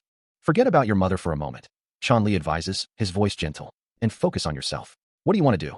Yuna looks up, surprised. Me? She asks as he continues. It's hard for you, right? So your opinion is more important. You said you want to make friends. A small, hopeful smile touches her lips, but he reminds her. But to get close to new friends, you have to approach them first. How about it? He prompts, his gaze steady. Can you do it?